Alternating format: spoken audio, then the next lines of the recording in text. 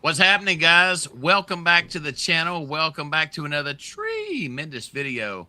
We are here to talk about that man below me's favorite thing in the world, dadgum cryptocurrency. That's right. Dadgum crypto. I have a 6-year-old in the house. I have to watch myself. That fudging crypto. I have headphones on. He can't hear you. Well, my favorite thing, your favorite thing, goddamn cryptocurrency. That's right. There we go. Yeah, all right. There we go. So, wow, guys, what a week in crypto, just across the board. There is so much to unpack. Richie and Furley last week and the week before that, millions brought to the conversation what he likes to call the down by the dock conversation. Yes, and it was what's the saying, millions, that who invests in what? Well, the saying about the astrology stuff. Do you mean that? Yes. What was your quote on that? Yeah, they say millionaires don't use astrology, but billionaires do. Yeah. Right. It was all based around the blood moon thing, and yeah, I shared a load of stuff about the importance of that side of things, but I mean, that's a whole rabbit hole. Do you really want to go down that rabbit hole today? Well, lately I've been mentioning using the lonely male economy, sometimes called the simp economy, and leveraging that because it's very effective. Okay. So let's start.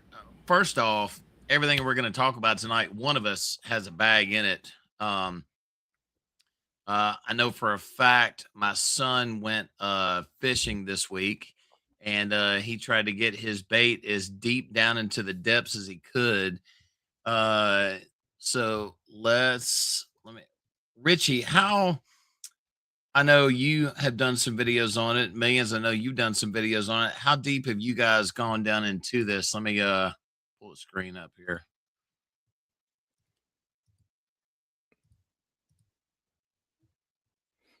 Richie, you're muted. I think I'm still in the Bathiale. I don't know how to pronounce it, actually. No, I believe you're on stream, but when he played the intro, it muted everyone's mics temporarily. No, I muted myself because I farted. No, I'm joking. Even better. Yes. Not really. Yeah, so I'm prudish. Richie, you're a polite British. It was a censored fart. That's good. Yeah. So Richie, I went a little nuts with mine, and I'm gonna see how this works out. I went into I dug into my LP, which is typically a no-no, and went to the abyssal tier in depth. So this thing has gone in. It's kicking out pretty hot and heavy. And what I'm doing is once a day, I'm depositing back into my G Blue position, and it shouldn't take long, and I'll have a fully replenished G Blue LP position along with this kick-ass NFT. Yeah. I mean, I was thinking about doing that, but I decided not to because I noticed that other people were doing this. So I thought if I just keep in the LP with the G Blue, then I'll get more rewards. Yeah. Yeah, it's going to take me probably, I don't know, about 47 days to really get a little bit, to get fully replenished. So yeah, it's worked out pretty good. Furley, you jumped in this? Yes, I do have some G Blue myself, thanks to Richie. I do, however, mostly focus on the SUI network, but I'm always down for good investments because Richie always has good advice. Yeah, I was showing you this one because this is the one we looked at last week, Furley. It's called Depth, but it was blowing his mind. I was mind blown. These things are very complex. I do enjoy it. I was trying to explain, like, well, you're in G Blue, but now you're going to go into depth. And he's like, okay, what's that about? And then we explained it, but he was like, Jesus Christ, Richie, like, hold your horses.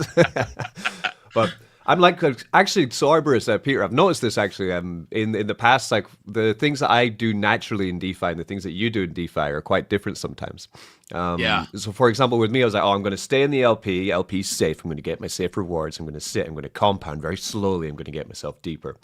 But then Peter is like, you know what? No, let's, you got fast hands. You're like, no, we're going to pull that out there. We're going to go in this one. Boom. And we're going to go. Like, it's a brave strategy. But I think usually in these kind of platforms, bringing Stunner Breezy, he says, bring the hammer, right? Yeah. Like, bring the hammer, bring it early. Don't make little chips away to try get there. Just make one big move and boom, you're in, and then it's done. Millions has upgraded his pretty high too. What is yours up to now?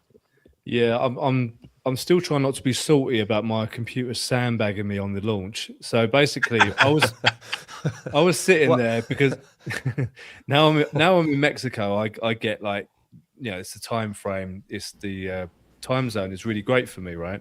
So I'm sitting there with my laptop all ready to go, and it just absolutely downright refused to switch from the test net onto the mainnet. So I was sitting there watching the price go up. Did you just say you're in Mexico? Yeah. I'm in Mexico also. Whereabouts? In Baja California. Baja. I mean, my avatar is. I'm just an Android, agent, but I do have a human meat sack avatar. He does reside in Mexico. Oh, very nice. Love it. ¿Hablas español también? Mi español is poco, unfortunately. I speak it fluently. It's pretty nice tool to have, but yeah, that's awesome. My español is mierda. I didn't catch that. Acá. Do you use Bitso? Because that's what I use as an exchange. It's pretty advantageous over the US-based ones. I've heard of that. I've actually heard of that. Yeah, I'm going to have to check that out now you've mentioned it. The problem is that we've got Mexican friends here we've had for a long time, and their English is so freaking good that they just let me off the hook all the time. So they just talk in English, and it does not help us at all. But we're getting there. We're learning. I've been here. Well, we've spent a lot of time here over the past few years, but we've got a year lease here in the city now. So we've been here for about 3 months. So I'm gradually picking it up. Oh, okay. Because I've been here for like 14 years now. Okay, so you got a head start on me, right?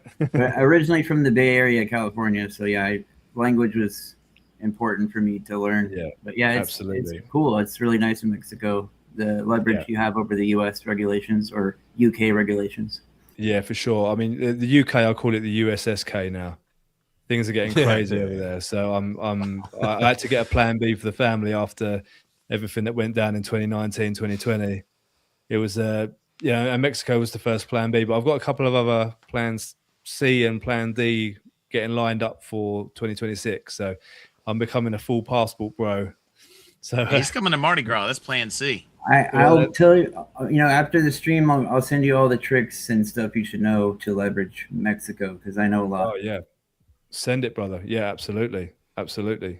In terms of depth, so basically I was sitting there watching the price go up and there's nothing I could do about it. I was like absolutely fuming. I literally almost threw the laptop out the window. It was that bad.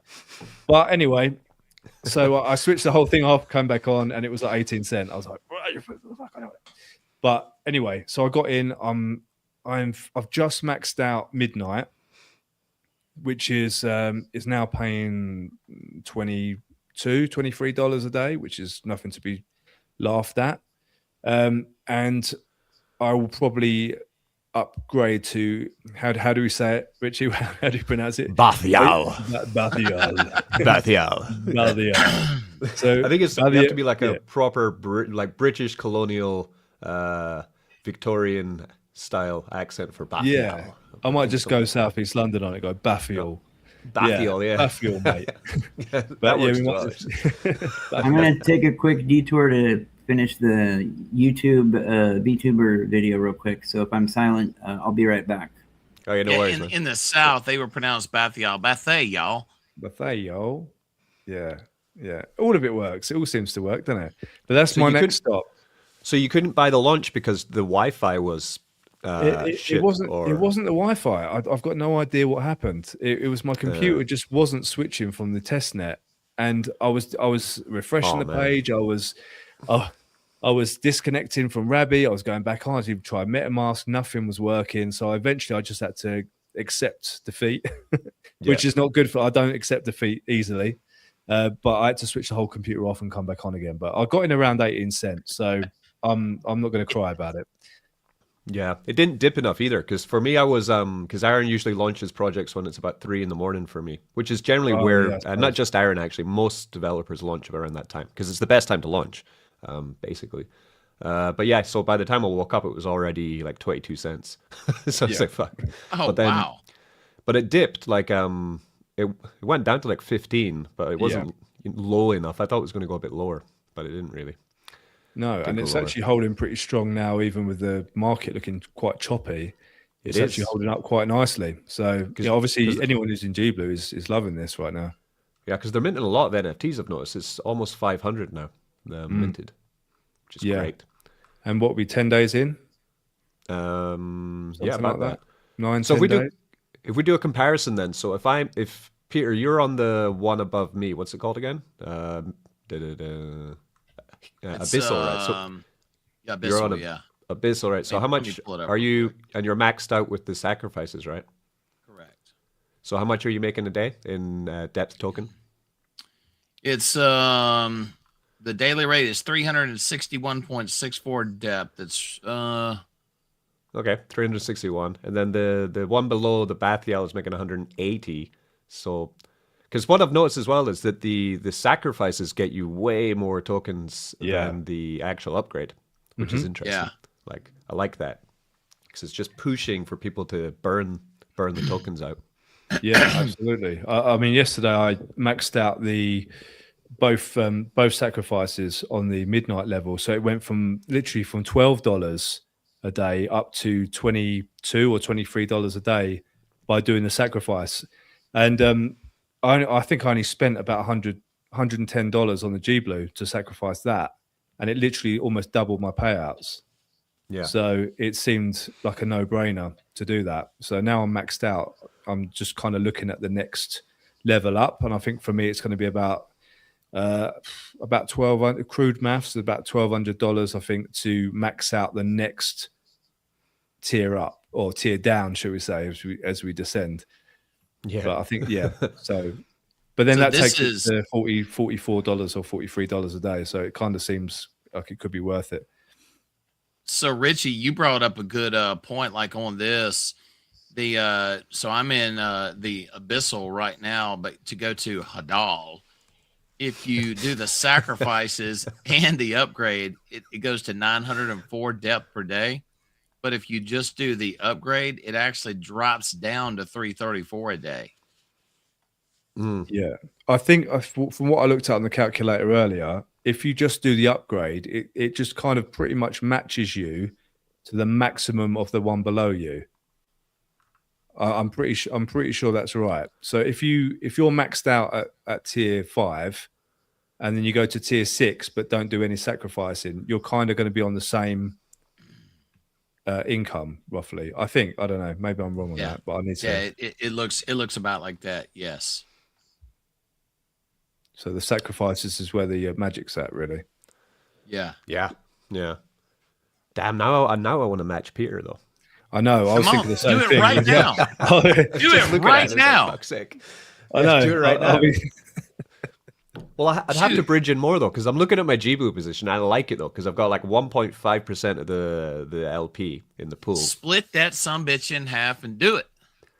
But then like I like, because I'm getting like what, $12 to $15 of ABX a day. See, but then over here, if you do that, I'll get more. Yeah. If you do that, then Sui Trump can be down there playing a violin in the abyss with the tree hero. True. Yeah. Oh, it's tricky. Or just bridge in more money. This is the other way. It's the other way. because I do like abstract actually. Like to be honest, in abstract, I'm only in GBlue and depth, right? I use Aborian for farming it in with GBlue, but apart from that, I'm not really using anything else in abstract at the moment. But I do like the chain. It's smooth, it's fast.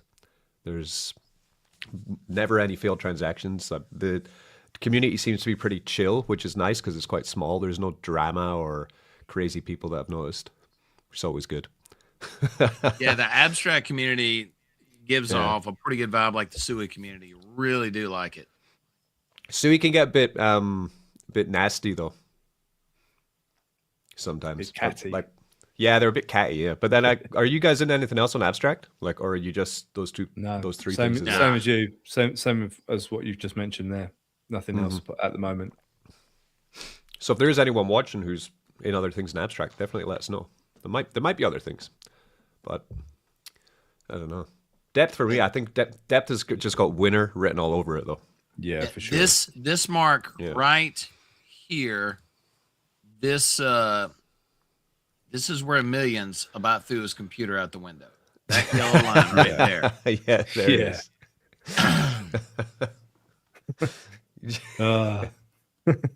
Yeah, so I literally could have 3 times the amount of depth. Like I don't even want to keep talking about this. It pisses me off so much. But yeah, I probably could have had 3 times the amount. So I probably would have been proper balling right now. But never you would have been in the abyss. You would have been playing a violin with me. Yeah. See, my thing is exactly what Rich has just said. I've got a pretty strong position in the pool. I think I've got like 3% of the pool or something like that. And I'm like, I don't like. It really hurts me to give any of that up. But at the same time, you know, $84 a day sounds quite nice as well. At the same time, so yeah. I went. I'll have to have a little think about that. I have to meditate. I went from.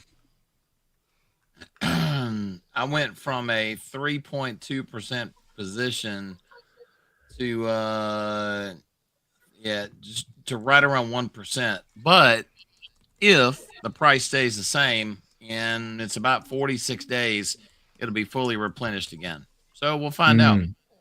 That's nice. That's a nice way to do it. But then you might want to go deeper, right? Hey. Yeah. You know, you're gonna do more depth for that. What are you gonna do? What you gonna do? You know, there's a lot of things that I was thinking about doing. I was actually with the depth, once I fully ROI, building the LP back even stronger and then using the ABX rewards for whatever I wanted to do with them. So that's true. So those ABX rules are real nice at the moment. If ABX, I was actually talking to Aaron about this. Richie, you can probably think of this reward token. There was a different token, forget which ecosystem it was from, but that damn thing went from cheap to good Lord have mercy, quick. Was it which one was it? Cake? Started with an A. It was Cake. That did it. That Cake was amazing. But that's a long time ago, before people figured out DeFi properly. Oh no. This was recent. Recent, okay. Aaron, if you're watching, drop in the comments. That's it. Arrow. Yeah. Yes. Aerodrome. Yeah, that went up a lot as well, yeah. That's the same kind of system that Aborian uses, so it might work. Right. Might do the same thing. Cake was like 20 cents and then it went to $40 or something. What? Wild. What? Yeah. Back in like 2021. Freaking wild. Those were the days. That was the good days. That was the alt season that we never got. Wow. Yeah. That was amazing. Yeah, I remember getting into crypto and looking and figuring out these charts and looking at them going, my God, I could buy this and it could go back to this. And they were like, no, it doesn't work that way. That's done, sir. Yeah, that was wild. So Richie, I've been telling Millions about EMOSFI. This is now the gold. The whole gold thing. This has been a pretty interesting thing to talk about. So Farley, are you back yet?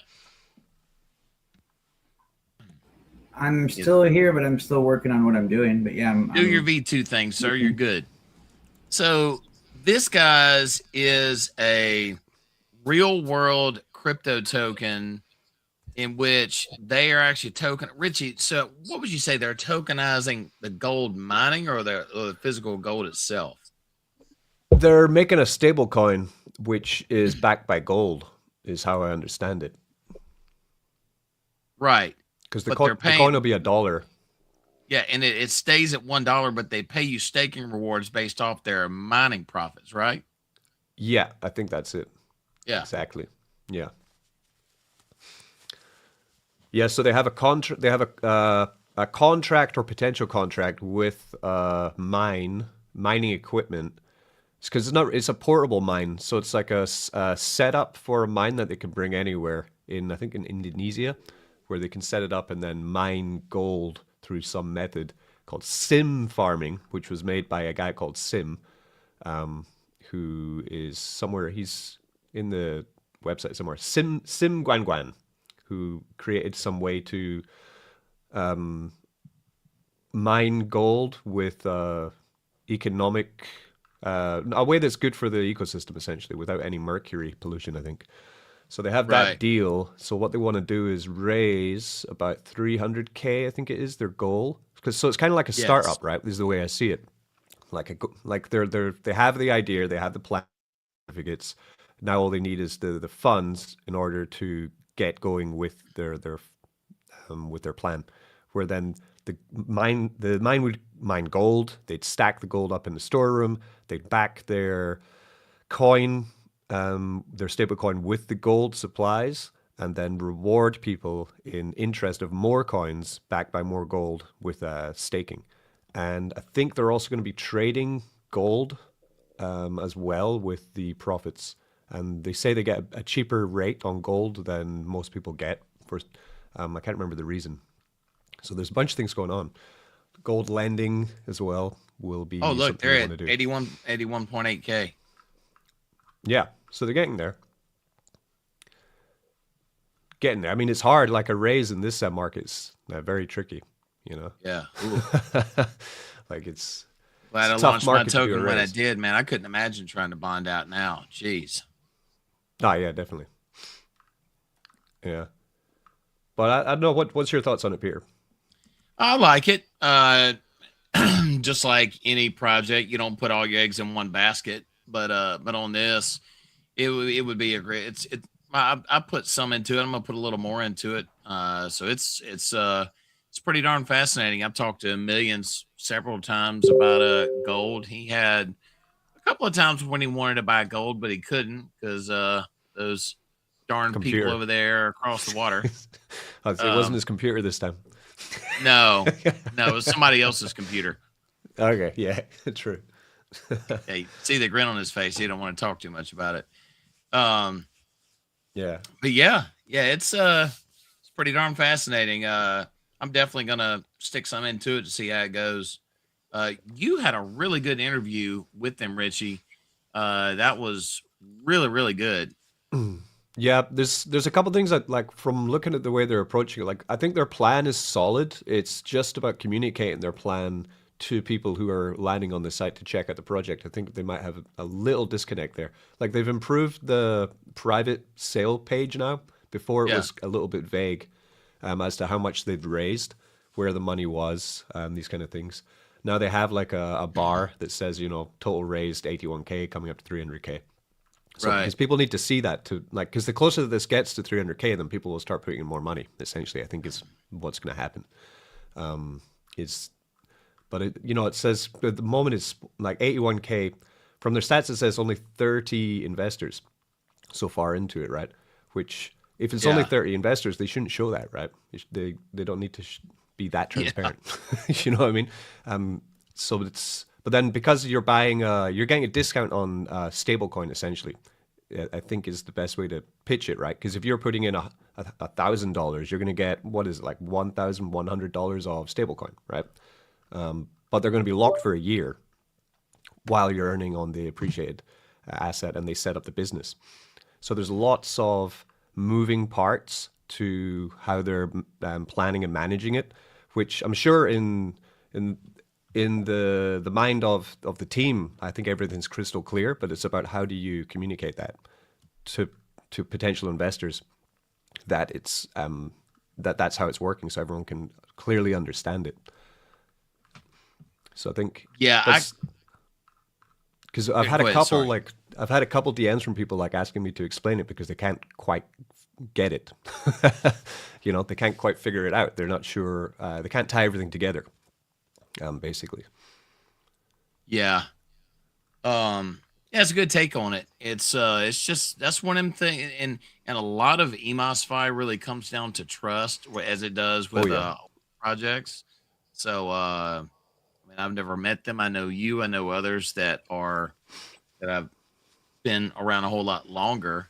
So yeah, so it's just, you know, it's one of the things. It's like, I'll give it a whirl and then we'll go from there. Yeah, guys, I posted a thing about the stream and I attached a video to it and I tagged all 4 of you guys if you want to see what I'm referring to. Yeah, absolutely. Yeah, because it's a bit different. It's a bit of a different thing because usually when there's a pre-sale, it's like you're going for a pre-sale. It's never going to be in the real world. It's all in the crypto world, and what you're going to get is tokens immediately, and you're going to be able to do stuff with the tokens, right?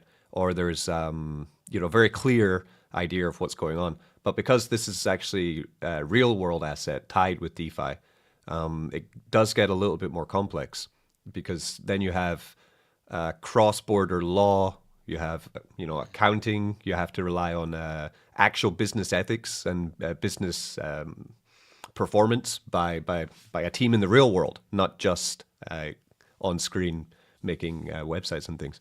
So there's loads behind this. So it's cool because there aren't many offerings that we come across for real world assets in DeFi that we come across for opportunities.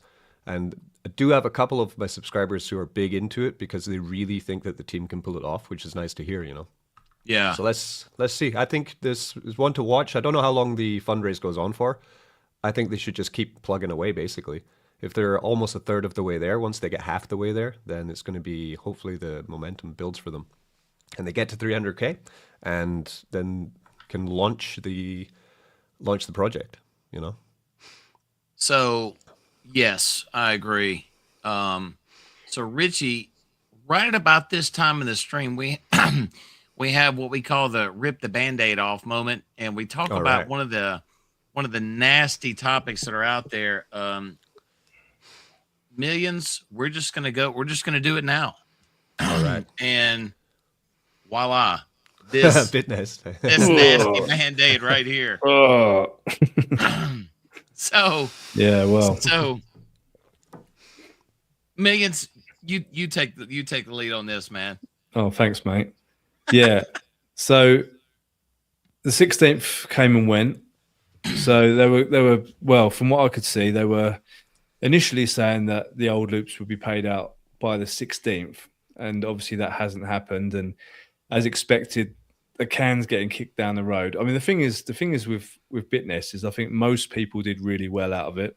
I think it was running for quite a long time for something like this, and you know, I used to bang on in pretty much every video. It probably got really boring, but basically, you know, house money only on this. So I went in with a half decent wedge and pulled out all of the first month's profits.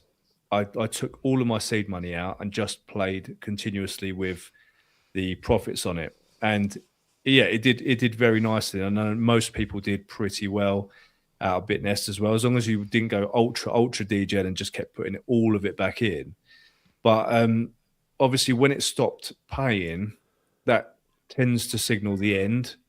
It's very rare that you're ever going to say this is the end, you know, like you're not really going to see anything come back on that. It's very, very rare. And they're still there. They haven't completely disappeared, but they are asking people to invest more money into their new loop system, into the nodes, without paying back what they already owe them. Now, to me, that's insanity. I certainly wouldn't do that myself.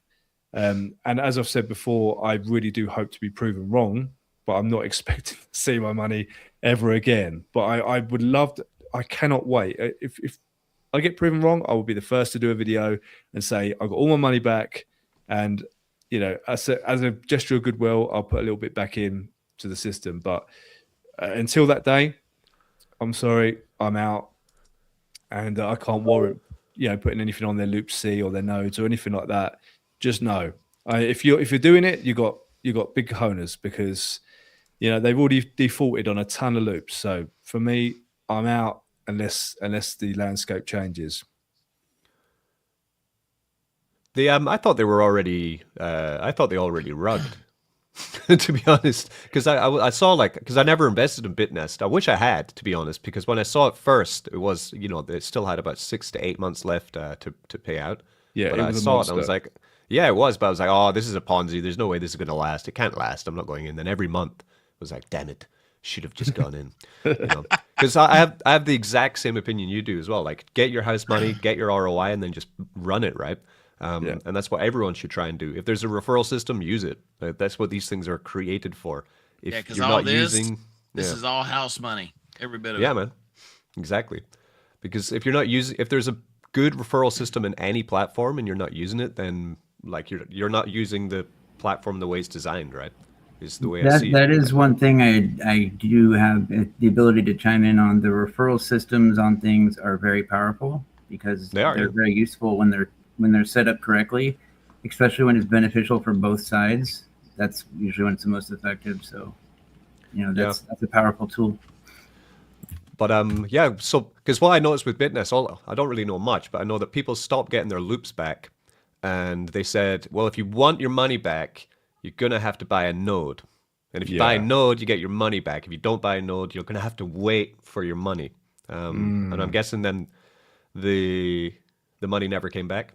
Well, it's been about 3 months, Peter, right? It's been about 3 months since the last one was paid. So, oh wow, okay. Yeah. So, but the thing is, they started up. All the old loops were in USDT. All the new loops, they've started this new BitLoop C thing, where it's all in USDC. So apparently they're paying out. I've got a lot of people that are saying they're currently paying out, but I mean, look, they owe a lot of people a lot of money, right? So I can't think why you would ever be possessed to buy a node or anything like that. Yeah. For me, it's like absolutely. I mean, that just to me is just insane. Yeah, insane. My last loop payout was 126 days ago. So I'm like, I'm gonna wait. Yeah. So it's kind of similar to like Pekka Finance, but then Pekka had a completely different idea, because they said, oh, we don't have enough money to pay you all back now, so we're going to pause and you're going to have to wait. But no one's getting anything, so we're just stopping. So basically Pekka is still closed. They're saying eventually they've got most of their cash in SuiCoin LP pools, I think. They said when the market recovers, then we'll begin paying out, basically. So they just paused to put it in SuiFarm. But well, then they'd eat all the impermanent loss, because I think they paired Sui at like $3 or $4, and now it's like under $1. So they'd lose 75% of people's money if they unpair now. So they can't. They're stuck. I don't think a lot of people realize that. I don't think a lot of people understand maybe what they were getting involved with. I mean, I've got a fairly large position in Pekka that's currently unattainable. I can't get to it, but when you go into these things, you have to understand, that they're subject to the market like everyone else. If they try and sell off now, like you just said, they're going to get absolutely mauled by permanent loss, and people will never see that a large percentage of their money ever again. So from what I heard, I could be wrong, but they can start paying out when Sui hits around $2.30, I think, apparently. But that's just a waiting game. I think the team remains with the best intentions. I don't think it's like some of these other things. I do think that if the market situation improves, then we probably will start to see our money again from Pekka. So it's just annoying, because I can think of a lot of things I'd be doing with those funds right now, and I've learned a lot since then. I wasn't really into yield farming then, and it was like, oh, if someone else can do it for me, then I'm just going to put a ton of money into this. got a lot more knowledge since then. So now I look back and think, well, yeah, I probably wouldn't have gone in as heavy, but at the same time, you know, I think the team's got the best intentions. So, yep, that's a funny chart. Jesus, what a time to launch, right? Yeah, it's pretty opening when you put those 2 dates and then you put a horizontal line with the prices, right? Yeah. It's annoying because my it was supposed to be launched way earlier, but my team took so long to get everything ready. But you know, you can't fight the market. It's the same as another one I'm in called DexBonds. So I guess they're similar to Pekka because DexBonds, because DexBonds and Pekka have just continued being who they are. They haven't asked you for any more money or they haven't changed the plan. They just kind of continue doing what they're doing, right? Whereas with Bitnest, they kind of changed up the plan, right? They said, well, now we're going to open another plan. You need to put money in there. You know, this kind of stuff. Like, it's pretty shady what Bitnest are doing. With DexFi, I mean, if you go up to where their LP is, because they have everything completely visual of what they're holding and stuff. Their problem is similar to Pekka, where the LP that they're holding is all quite risky, I would say. Like in their base bag, for example, like a lot of their LPs are with altcoins, which of course have been completely decimated over the past 6 months. So you have like that banker coin, it's a pretty wild coin. Oh, is that the AI one? Banker, right? Yeah. Yeah. So they have a lot of banker. They have Tibber, which is a new rabbit meme coin. Brett Hartman actually told me about Tibber. But I mean, so this is like high risk, right? Actually, what they're doing with their LP, like they have what's that, like $80,000, $100,000 worth of meme coin in LP. Yeah. So they're really banking on fees coming from these high volume pairs. But the issue is if the market goes down, which it has done, that means that they're going to eat massive losses. Not losses because you don't lose till you sell, but they're going to have massive depletion of the amount of the price of the bond, which is kind of what's happened. The bond was about $60 when I went in. I think it's about $10 now, right? They're $39.35 right now. now. Okay. Yeah, so I guess it was $200 actually. They used to be the bonds. So I was buying in at bonds at like $200 initially when it launched, and now you can buy in the same bond, but you can get it for $30 to $40. Yeah, so I paid $172 right there. Yeah, exactly right.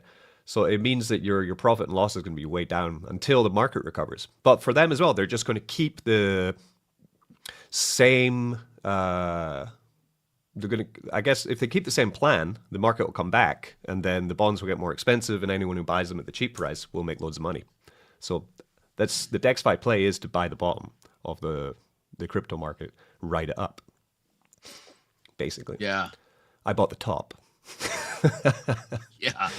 So on in here, that's when they launched, right there. Yeah, exactly right. Yeah. So they had a couple good months. Yeah. So, but on this, Richie, let's talk about your world. Let's talk about Sui Trump. Sure. All that good stuff. Let me bring that up. Oh, I need to start a raffle actually. So we're gonna do 100 Sui giveaway for Sui Trump. It's a bot that I've coded up, so it's in the Sui Trump Telegram. So I'll just start up the raffle now. I'm gonna run it for 7 days because I want to make more changes to the bot, but I can't do it while the raffle's running. So Which channel are you doing it out of? Do it on the Sui Trump Telegram. Let me find it. Yeah. So the bot, I've made some improvements to our raffle bot. The way it works is, I'll start a raffle, and when the raffle is started, it's going to be for 100 Sui, so about $100. It's going to run for 7 days. So while the raffle is running, anyone who buys Sui Trump is going to get tickets. At the end of 7 days, the bot is going to announce 2 winners, because with every buy, you get tickets for the amount of Sui Trump you buy. You also get 1 lucky ticket, right? So you get a lucky ticket, and you get the tickets for, you could call it like your main tickets, right? So if you buy like a million Sui Trump, you'll get more tickets than if you buy 1 Sui Trump. But then your lucky tickets, you only get them on a buy. From the winning, you'll have 100 Sui is the pot, 80 Sui going to the main tickets, and 20 SUI going to one lucky ticket draw. We also have a multiplier on your tickets by daily check-in. So if you buy Sui Trump every day, any amount, you could buy one. I think it's minimum $5. If you buy that Sui Trump, you'll get a multiplier on your daily check-in for buying Sui Trump. Is how it works. I just need to start at price 100 Sui. How many hours in a week again? Oh gosh. I'll get a calculator. 24 times 7. 24 times 7. 168. All right. All right. So it should be going now. Ah, okay, good. So you get the pop up there. It says the raffle is now live. Prize pool 100 Sui. Main prize 80 Sui. Lucky prize 20 Sui. Raffle length 7 days. How to enter? Buy Sui Trump. That's it. Buy on any DEX that sells Sui Trump. You buy it. Then every buy earns raffle tickets. Bigger buys mean more tickets. Daily buys build streak multipliers. You get 2 kinds of tickets when you buy. So that'll run for 7 days. And the winner is also going to get, of the main prize, is also going to get a SuiNS, Sui Trump account, which I bought on Sui. So it's like a special wallet that you can link to your name that will give you a Sui Trump wallet. The SuiNS, it's basically a router. It is something that you can put on top of any Sui network address to where you can give them just a name, a simple name, instead of the long address, that you usually give. You register it, and it is not permanently attached to that address. You can change it, but you do have to replace it with a different one. So it really helps with the friction and being able to share a way for people to send you cryptocurrency or to reference you without giving them a huge address, and it's not permanently stuck to any particular address. Yeah. So you'll win one of them. I'll send one of them to you as well. So you can have your own Sui Trump. You'll have 80 Sui, and you're also going to get yourself a SuiNS that's stamped by Sui Trump. So that'll be fun. So we do these to increase volume on Sui Trump, essentially. It's a fun way. And also you can endorse other people as well. If you have a SuiNS, then you can send messages back and forth and send other people tickets as well in the Telegram. I just did some endorsing in the Telegram if you want to show it. So it's a fun bot that I made up, actually. Quite like it. So Richie, I got Millions introduced to Noodles. He was pretty quick getting through Dex Screener. And so yeah, we the last 2 weeks we had some pretty good walkthroughs on this. Your chart, man, on Sui Trump's looking pretty good. Getting there. I mean, we're coming. I think we've kind of floored now. For now, around the floor was about 100K market cap, I think. So now we're slowly starting to build. But I mean, what I usually say on my channel is I think we're due for one more big horrible dump at some point, probably in April or May, I think. So I don't think we're out of the woods yet with the bear market by far. So we'll see where the market cap goes. The lower it goes, the more we burn. So it's all right. Yeah. So you're at 135K. Yeah. Right now. Yeah.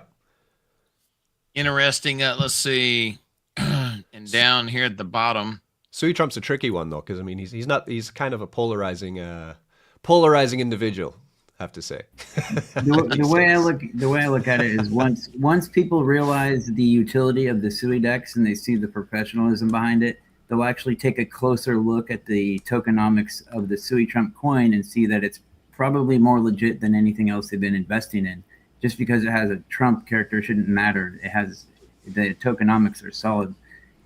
And compared to most other projects, the amount of liquidity that it has, its stability, and the length of time, 15 months, 16 months with no drama, no developer craziness, it's solid as hell to me. So that's why I like it.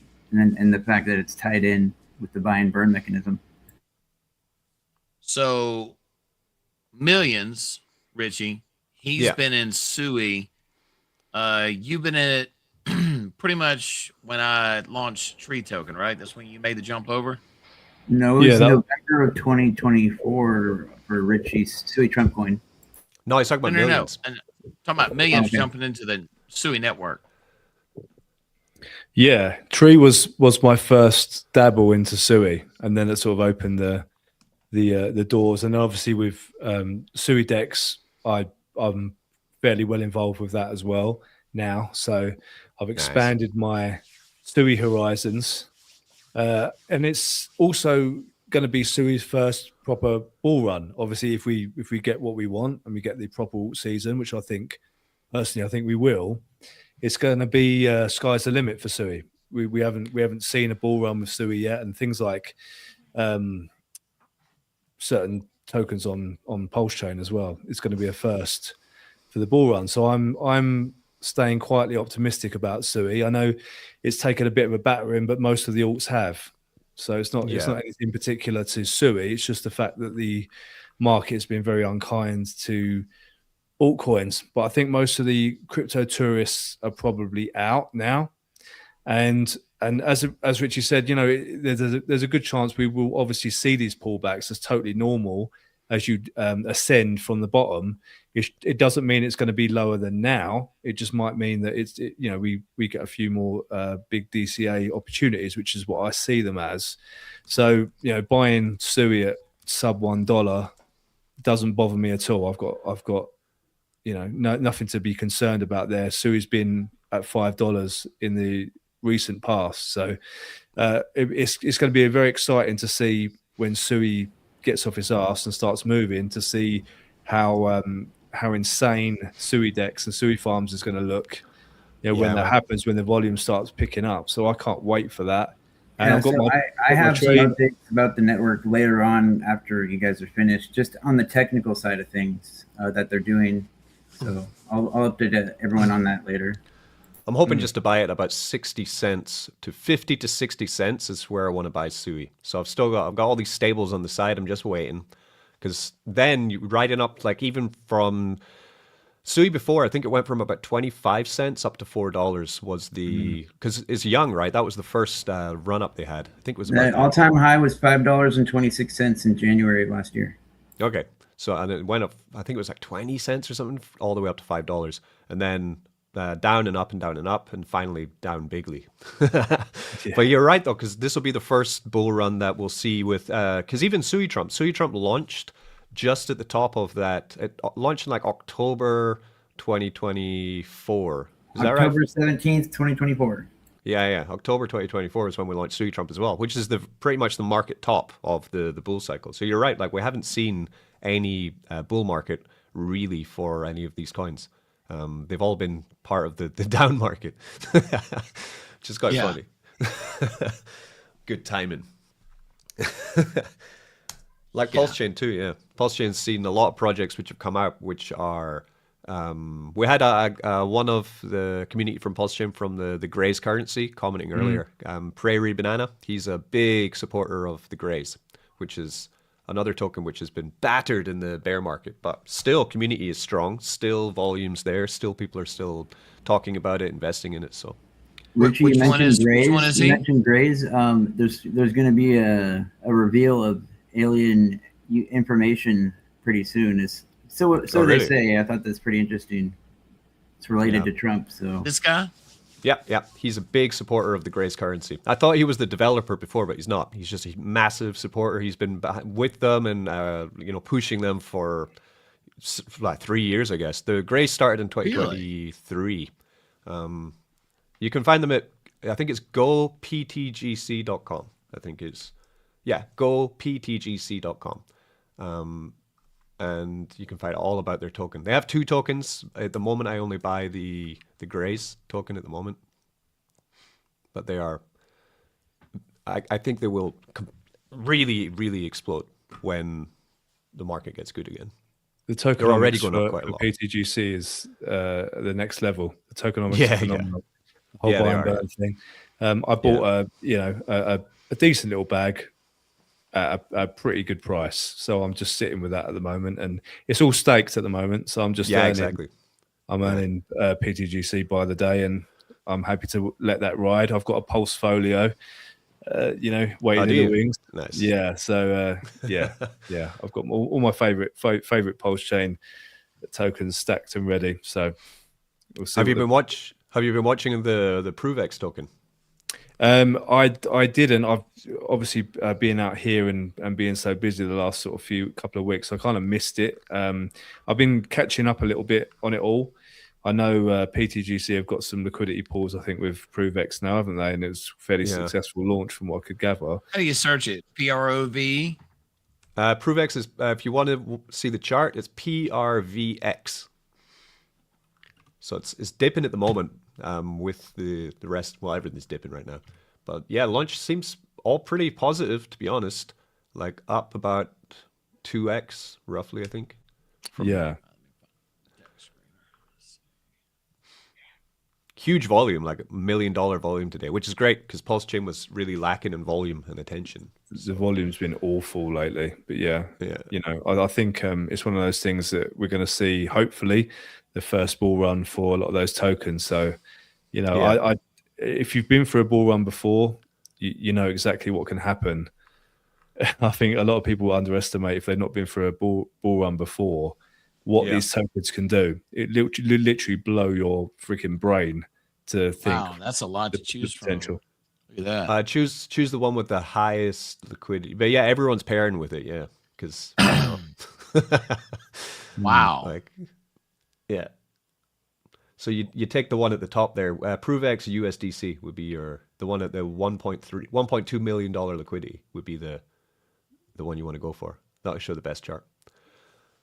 But I don't know what to like, because I put like $300, $400 into their sacrifice, because I don't know why I did it, because I was like, nah, he's not gonna, because the last sacrifice didn't go so well. But I put it in anyway, and then quite surprised that the chart has done really well, because I thought people were just going to dump it, but they're not. The amount sacrificed was way lower than the Pulse Chain initial sacrifice, though. I think that probably was like PTSD, right? Yeah. Because the Pulse Chain sacrifice was like $1 billion, and ProveX got a couple hundred million. $1 billion? Yeah, $1 billion was Pulse Chain sacrifice for Pulse Chain, and then they had another one for PulseX, which was again loads of money, hundreds of millions of dollars. ProveX, I don't think it had that high at all. At the last moment, there was hundreds of millions which were being sent into the sacrifice for it, but I think that was actually probably just Richard Hart, because he's a narcissist. like he couldn't. Those make some of the best CEOs. Narcissists, you know, Steve Jobs. They're excellent as CEOs and running shit. It's true. Hey, have you seen this called the Pentagon Pizza Index? Yeah, this is great. Oh, you've seen this site before? Yes, I've heard of that. That is good information. It's just the same thing as like Polymarket is a good place for information, because when you're talking about opinions, people will have different opinions, but once it's involving money, they're not going to lie, because they're not going to know lose that we're money. in DoCon 3, okay? DoCon 3 Pizza 3. Does it get any worse than DoCon 3? You know, I don't know. It can always get worse, always.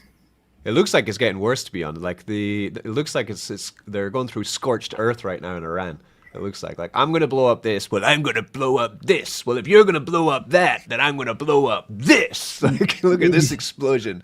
Like, when it's at its worst, we won't even be able to access this page. There will be no infrastructure. The internet will be down. There'll be nuclear winter. So that's the worst one, is when you can't even access it anymore. There'll be no then pizza everybody left. will be like, What? On God's green earth! On God's green earth! Woo!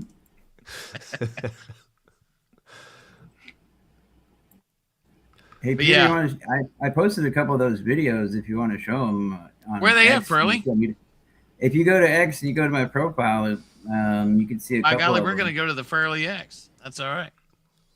Hang on, let me find Furley X up. They're the rabbit hole. They're slightly spicy, but they're safe for streaming.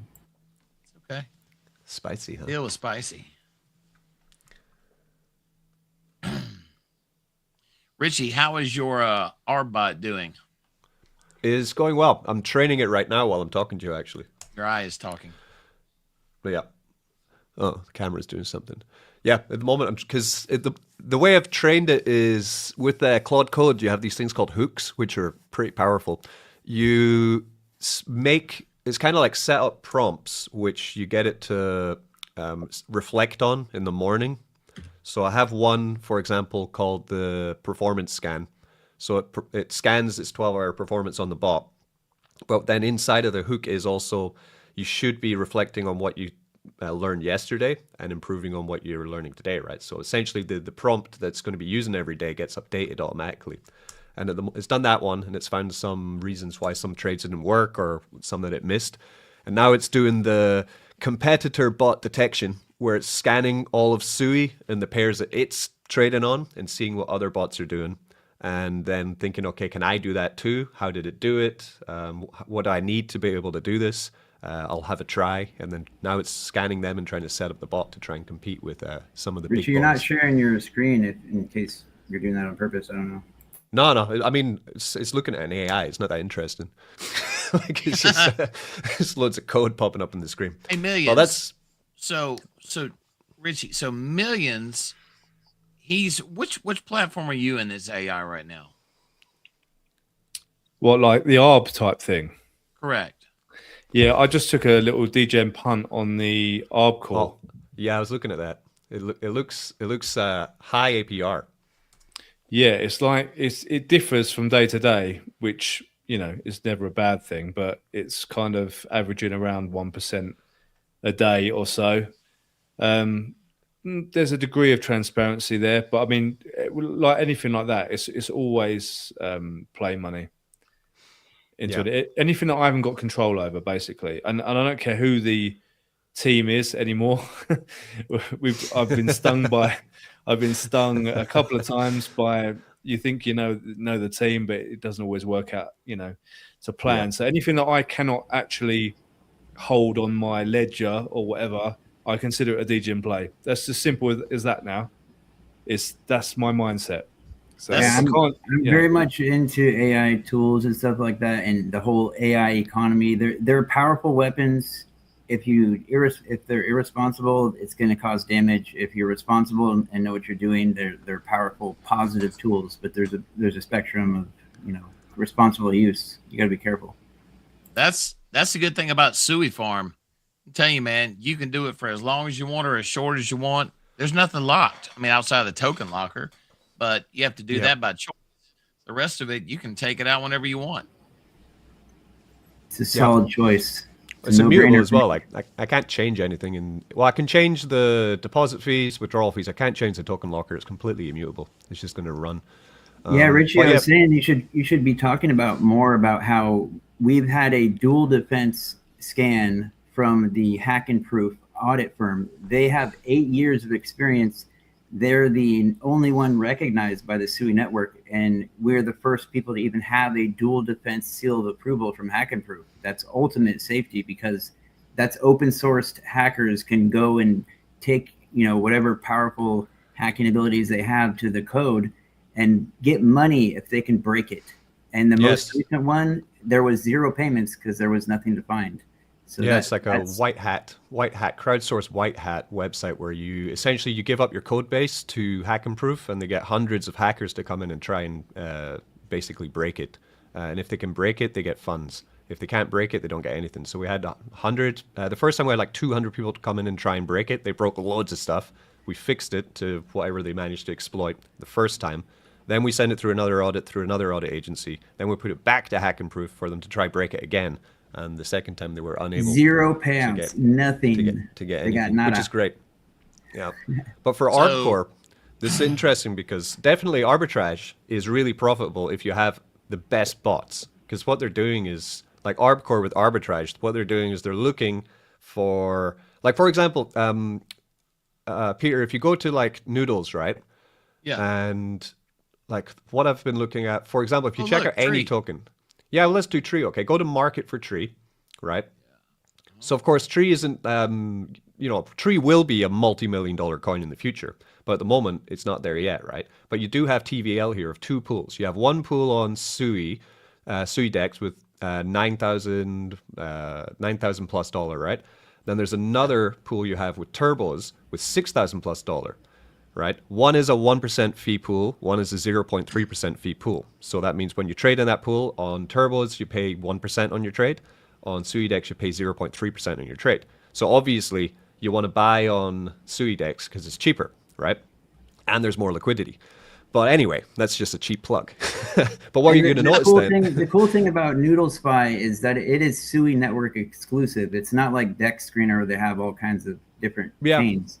Noodles is just for Sui network. That's why it's pretty unique.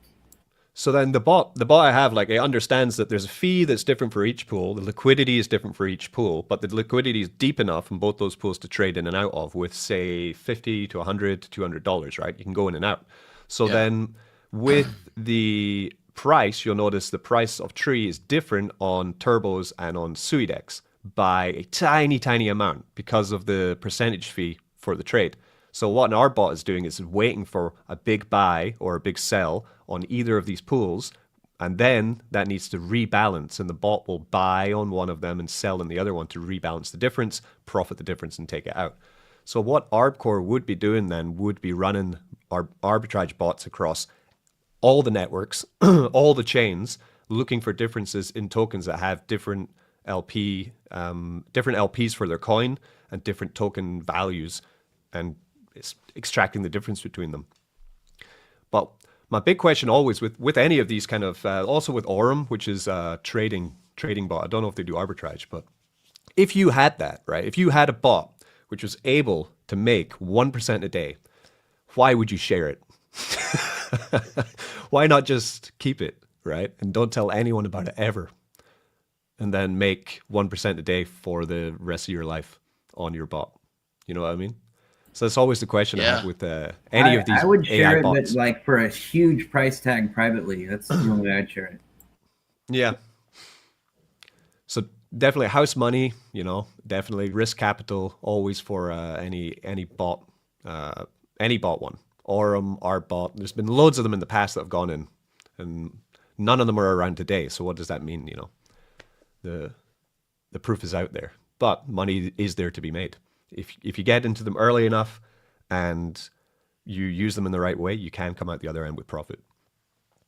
Like blockchain money. Is it blockchain money? It's a guy in my Telegram, normal Telegram, the Crypto Mischief chat. So he's been in ArbCore for a couple months now. He's already in profit. And now I think because he onboarded some people, they just gave him $3,000. And he was like, nice, $3,000. There we go. So like this is how you play it, right? Yeah, blockchain money. There we go. There's the same thing happening right now with AI. Is instead of paying for compute, there's programs right now that are giving away free money and like access to powerful models that they will pay you money to use instead of paying for it, and they're better than the ones you pay for. But it's complicated, so that it's a different stream to talk about that probably, but I'll show you guys. Hey, you mean that guy right there? Yeah, there. He got a gift of $3,000 from them because he has been in it for long enough. He's spreading the message, telling people about the platform, and they rewarded him, right? He's right there. He says the ArbCore need the money, need the liquidity to make more cash. Because the more capital you have in your arbitrage bot, then the bigger trades you can make, right? You can make huge trades. Like if you go into, I was looking on Sui at like tokens like Deep, right? It's kind of like the ledger of Sui network, right? Their liquidity is insane. They have like hundreds of millions of dollars of made by liquidity. The same developers. It's not some third party. It's in labs. Yeah. So it's just across different pools. They have 4 pools across Sui with like 800K, 150K, 400K, 200K. Amazing for arbitrage, right? Because you're going between 4 pools which have really, really deep liquidity, right? Wow. And for Sui, that's big, right? Because Sui's not Solana. But I don't know if ArbCore go across Sui. They probably do Solana, base chain, Ton, probably, because Ton. Yeah, I've had a look at the transaction IDs, and I've seen some from Solana, from Ton, because it started on Ton as a trading bot on Telegram. Okay, yeah. They've only had the web interface since December, and I've seen some Solana, I've seen some base chain.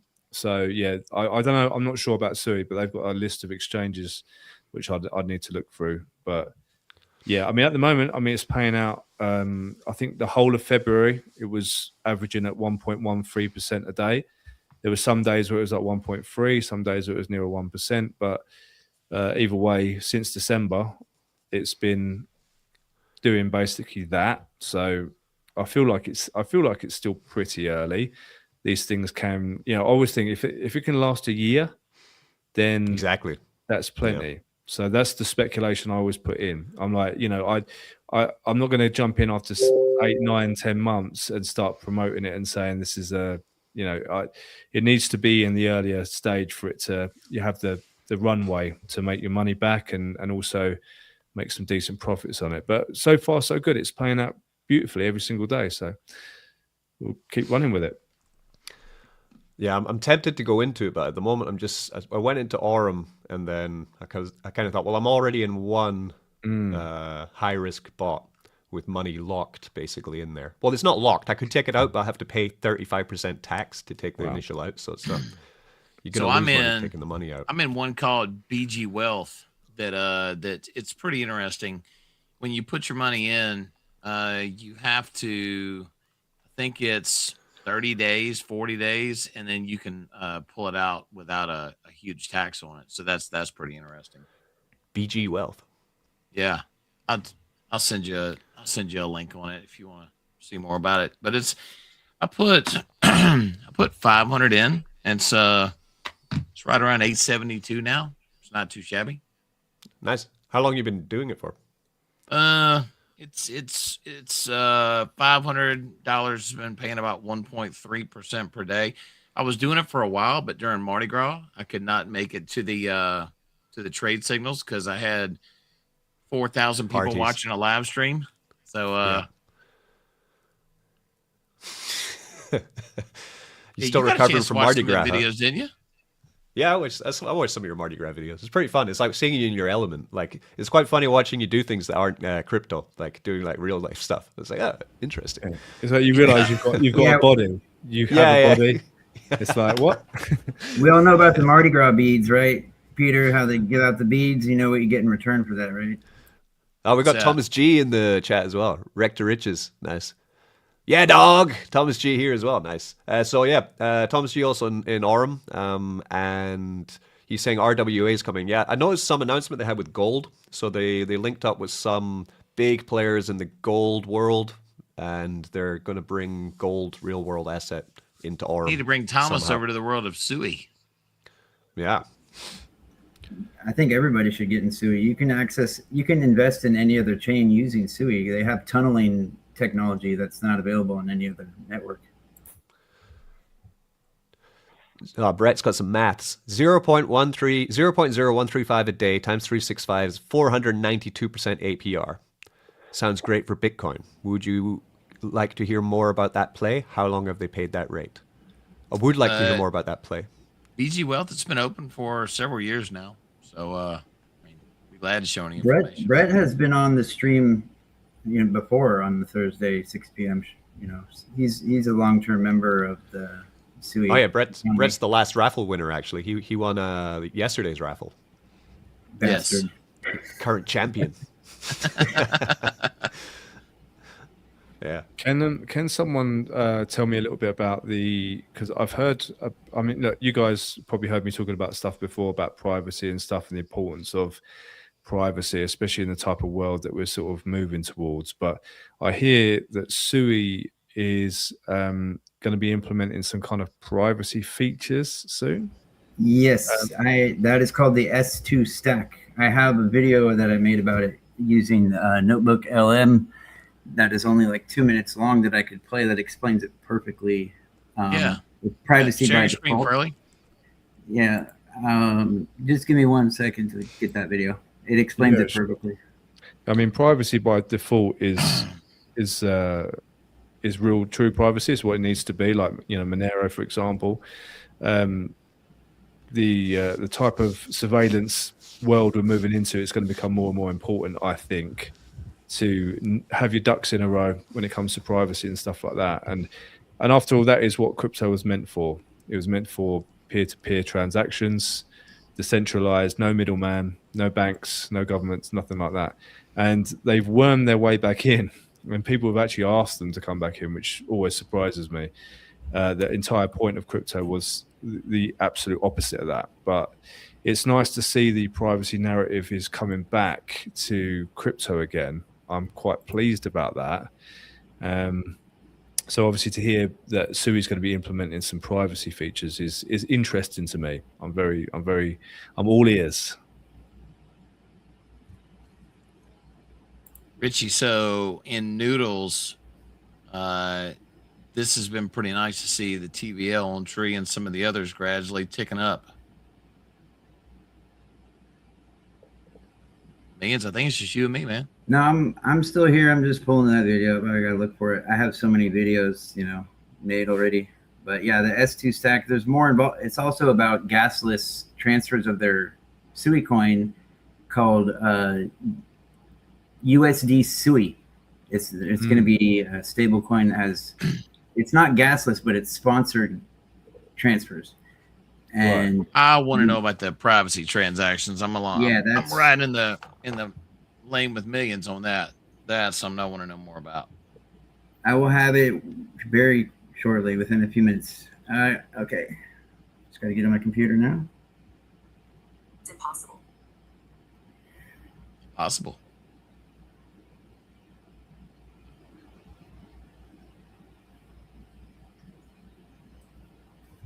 Transferred over like this.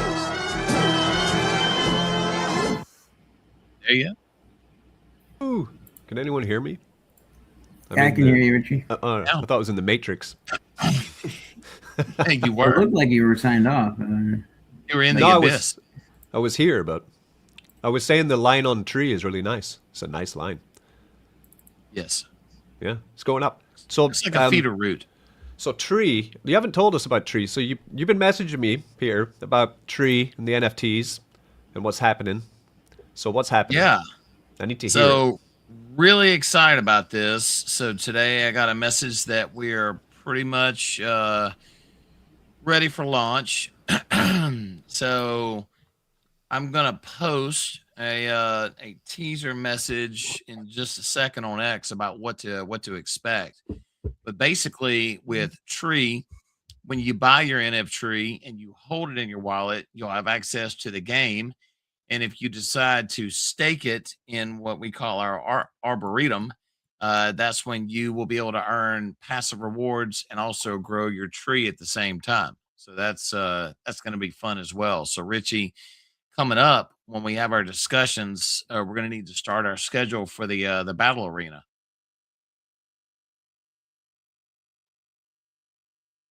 You're muted, good sir. the battle arena. I'm ready to share that video whenever you want to put my screen share up.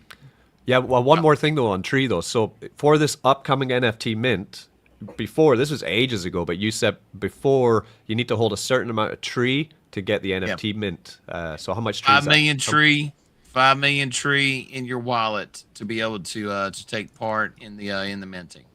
And right now, 5 million Tree is extremely cheap. I mean, extremely cheap. It's let's see, to get 5 million Tree. I mean, back when we were wondering about this, 5 million Tree is basically $102. Okay, that's good. It's a nice price though. So that's to be eligible to mint the NFT, right? Correct. Okay. So if you don't have, and that's not liquidity, that's not tied to liquidity, it's just you need it liquid in your wallet, right? Just sitting yes. There. Yeah. Well, so I'm going to have to take some out of SuiDex. No. All of mine's in SuiDex at the moment. So or start buying it now. Yeah. So I was talking to Paste, and if you got 5 million in SuiDex, you should be fine. But I'm going to get verification on that. If you need help with that, I can also help you, man. Ricky, they were asking about the privacy layer of Sui Network. You might have been offline, but I had a video for them. Oh, yeah, we can talk about it in 1 second. We're just talking about the Tree NFT mint. So Pierre, for any of the LP and SuiDex, we have an index, or I can tell you exactly how much Tree each wallet has staked in the LP.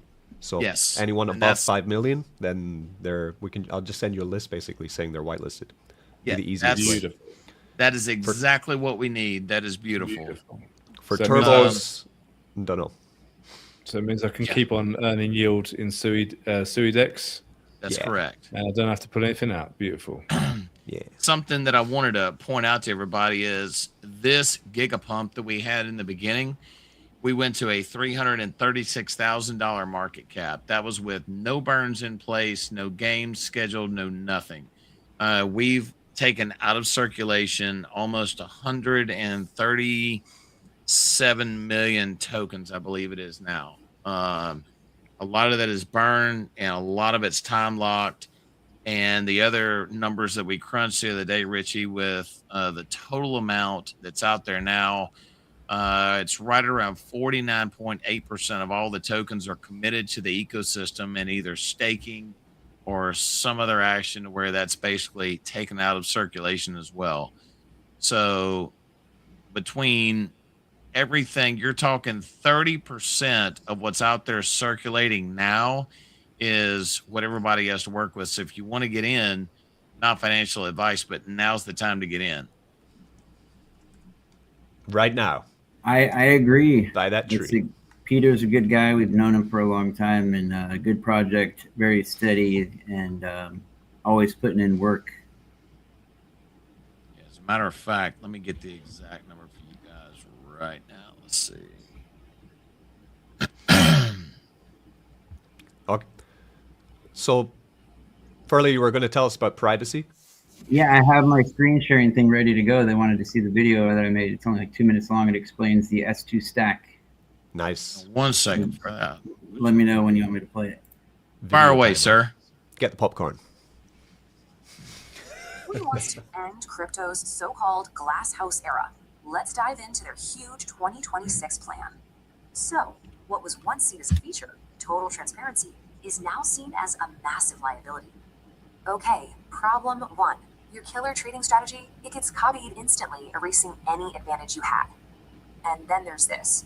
Your business payments are public, basically giving rivals your entire playbook. And of course, there's NAV, predatory bots that front-run your trades, like an invisible tax. Richie. So what's the solution? A huge privacy upgrade that makes confidentiality the default setting. The tech behind this is a zero-knowledge proof called a ZK snark. It's pretty wild stuff. Sui is using a specific engine for this called Groth 16, and their reason why is key. It's all about one thing, pure speed.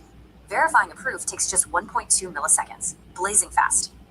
This tells you they picked raw speed over academic theory. It's a super practical engineering choice. And the payoff is huge. Sui's design means it can process these private transactions in parallel. But wait, this creates a paradox, right? Institutions need privacy, but regulators need to see what's happening. Sui's answer is a killer feature called selective disclosure, and it uses a special view key. And this chart really shows how Sui stands apart from the old school privacy coins, right? So here's how that works. An auditor gets a read-only pass to see your transactions. Simple. But this isn't just for compliance. It's also a direct economic weapon against MEV.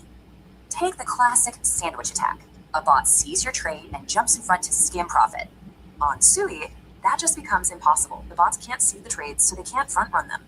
The result is a much fairer market. That's what's going to attract serious traders and liquidity. And this isn't just one single feature. It's a whole developer ecosystem called the S2 stack. This stack has everything you need. A gas-free stablecoin, easy logins, and even tools for AI. With USD Sui, the idea is simple. A private, on-chain Venmo experience, but with zero gas fees. And Slush gets rid of the biggest pain point. You can just log in with a Google account. So, Sui is making a massive bet that the glasshouse era is officially over. That was it. So yeah, that's Cool. pretty much explained the whole thing. It's not fully implemented yet. It is ready to go, but right now transactions are still viewable. But it is fully structured and ready. It's an implementation that is going to be like over the 2026 period. Wow, that's interesting. It's pretty wild though, because like for example, when you send because Sui is so aggregated, right? So say you want to buy a token that is across multiple dexes. So say it's on Cetus, it's on Turbos, it's on Bluefin, right? The 3 biggest dexes on Sui. When you make a swap, what it's going to do is the Sui that you use can sometimes just be split up into 4 or 5 different places, and then it will buy on 4 or 5 different dexes, and then it will send all the tokens back to your wallet, and you'll only pay 1 gas fee. Because, like, say you had 1 Sui coin, what happens is it splits it into like 4 Sui coins, sends out, they all pay gas, but they're paying basically the same gas, smaller amounts of gas, then comes back in to get the coin. So instead of buying on 4 different dexes to get a better price with 4 gas payments, you're buying on 4 different dexes to get a better price with 1 gas payment, right?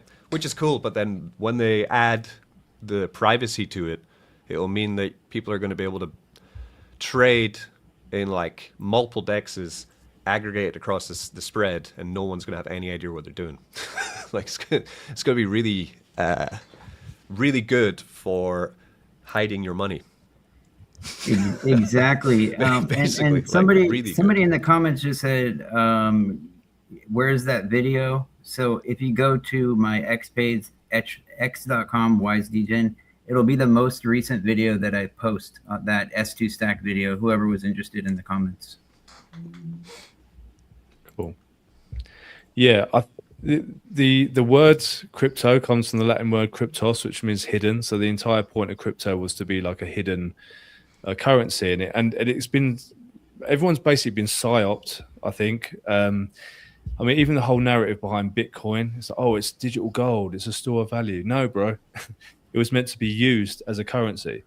As the whole point of Bitcoin was to step outside the bank, separate money from state, etc., etc. And they've managed to hijack the narrative, so where people think, oh, it's just because it's like gold, it's just going to sit in my wallet, and we're just going to speculate, and then if we make a little bit of gains on it, we'll turn it back into Ponzi fiat currency again. Millions, So, you're hitting the nail on the head. That's exactly Sui Network's whole idea. They are totally old school developers. They were originally, part of the DM coin on Meta, because Mark Zuckerberg, he flew in the most intelligent engineers in the planet to design their chain, but it didn't work out. So they split it off and they made the Sui Network. Because it has Kostas Triakis. He had a PhD in cryptography in 2010 and helped expand Bitcoin. He's the lead cryptographer for Sui Network. He's designing the S2 stack. So that's why there's some really great minds and OG decentralized first mentality of the whole network.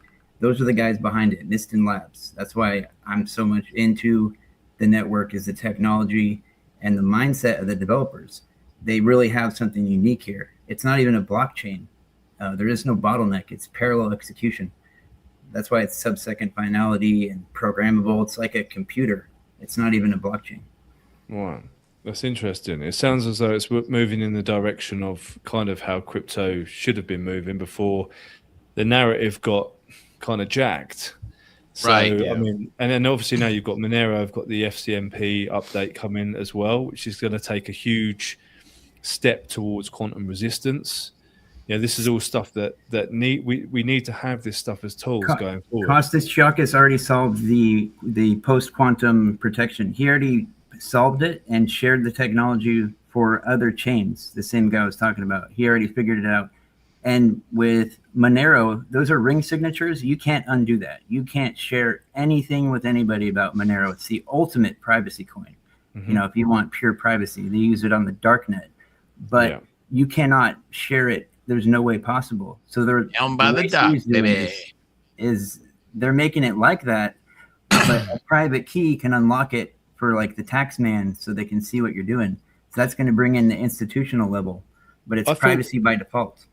I thought Monero did have view keys, that are optional view keys. It's not, but you'd have to give them access to like your own personal deal, because Monero is strictly privacy based. They do not believe in sharing anything with anybody. If you look at like the developers of Monero, they are privacy focused coin. They're absolute purists. Yeah, I mean, it's just an incredible. So I do love XMR Monero for sure. I hold it because there's a big market for it. There's a big use case for it because it is privacy first before anything. But Sui's trying to blend the best of both worlds. Yeah, and the whole ZK Snarks thing is interesting as well, because I've only ever heard ZK Snarks. Well, I heard about it with from Pirate Chain, which is like it's a meme coin, so to speak, but it's obviously it is also one of the most private currencies on the planet as well. But I know they utilize ZK Snarks. It's called zero knowledge proofs. So it's like signing something. It proves like, okay, I'm like, say for the SuiNS that Richie was talking about earlier, how you have your SuiNS. That is a zero knowledge proof signature, because you can verify with the Sui network who you are, but not give the public who you are. And a zero knowledge proof signature will be like, okay, this is this person, we can verify it, but we're not going to tell you their information, but we can verify that it's true and that they are who they say they are. That's the ZK thing in a summary. Just watching a little Trump interview with the Japanese Prime Minister there. Oh boy. Yeah, just said one Japanese reporter asked him, like, so can you tell me why you didn't tell anyone that you were going to attack Iran? And then Trump replied, well, you know, it was a surprise. You guys know all about surprises, don't you? Like Pearl Harbor. Like the Prime Minister just like, oh, Jesus Christ. Trump is a maniac in the best way possible. He's so memeable. Like, you guys gave us the best surprise. It was the same thing with the Venezuelan, you know, when they kidnapped the president. They're like, what did you do this for? It's like, we wanted their oil. What? We're taking their oil. Just straight up, he's not making excuses. Like, we wanted the oil, and he threatened me, so we kidnapped him and his wife. Funny, man. So we got any other alpha? Any other projects? I was just looking as well earlier today at Tau, right? Which I've never bitten sore, right? I've never bought it, but it's kind of like how a couple months ago the Zcash and Monero were just ripping. Share your screen, man. Well, it's just CoinGecko, right? What is it? Bitten-Sore, TAO. Let me see. How do I share my screen? When you're done, I have stuff going on in the Sui network. Like, they have a bank account now that's decentralized. What? What? Entire screen. Well, let Richie, do his thing. I got to pull that stuff up. You see it? Yeah. Yeah. All right. So, Tau, Bitten-Sore. Apparently, it's like an AI. I've never really I've seen it. It's been around for ages, but I've never really paid attention to it. But then you start looking at my internet's gone to shit. You've got more tabs open than me, Richie. Yeah. So if you look at it on the 3-month, right? On the 3-month, it's gone down. And in the past month, when, of course, the market's been kind of going up, it's also been going up, but it's not really stopping. So it's, 275 at the moment. But you go on the yearly, and it's really pulling up. All-time high, I think it's like $700. But people say it is the AI Bitcoin, essentially. I mean, it's been around since 2023, so it's not a new token, but it's looking quite strong. I'm seeing it more in reports and news. So, I mean, when you start seeing a lot more of a project generally across social media, it might be a tip that it might just pop massively. I mean, it's already up quite big from that bottom there. It's that 170. Yeah, it's like 2x almost. So, I don't know. Might be something to watch.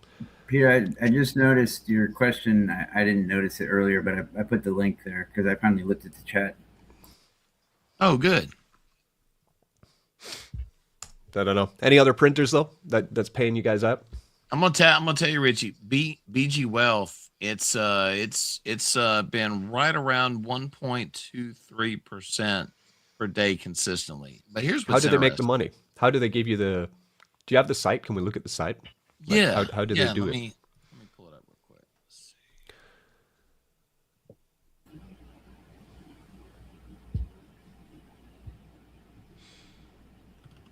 see. I watch Mischief Finance. That's where I get my advice from, because I'm computer nerd, AI expert, but crypto I follow Mischief Finance. And yeah, but I watch Williams, I watch the Liquidity channel because they got the alpha too, man. Like it's true, right? I invest in people. That's what I invest in, people's integrity, what they're doing, and more than like anything else. I invest in visibility. Yeah. That's what Yeah. I invest in. I am Transparency. private by design. I have shown my documentation to Richie, but that's the only person because I wish to remain anonymous. I've seen Wise DJ showed me his passport. He's crazy. But Yeah, he didn't even ask. I'm just like, here's everything. You're the only person that's getting it. Yeah. But Let's see. so BG, what does BG stand for? Big Gorilla. Yes. Big guns. Big guns. Could be big guns. You've been hitting those Mexican gyms. You get big time, mate. Yeah, you get the TRT.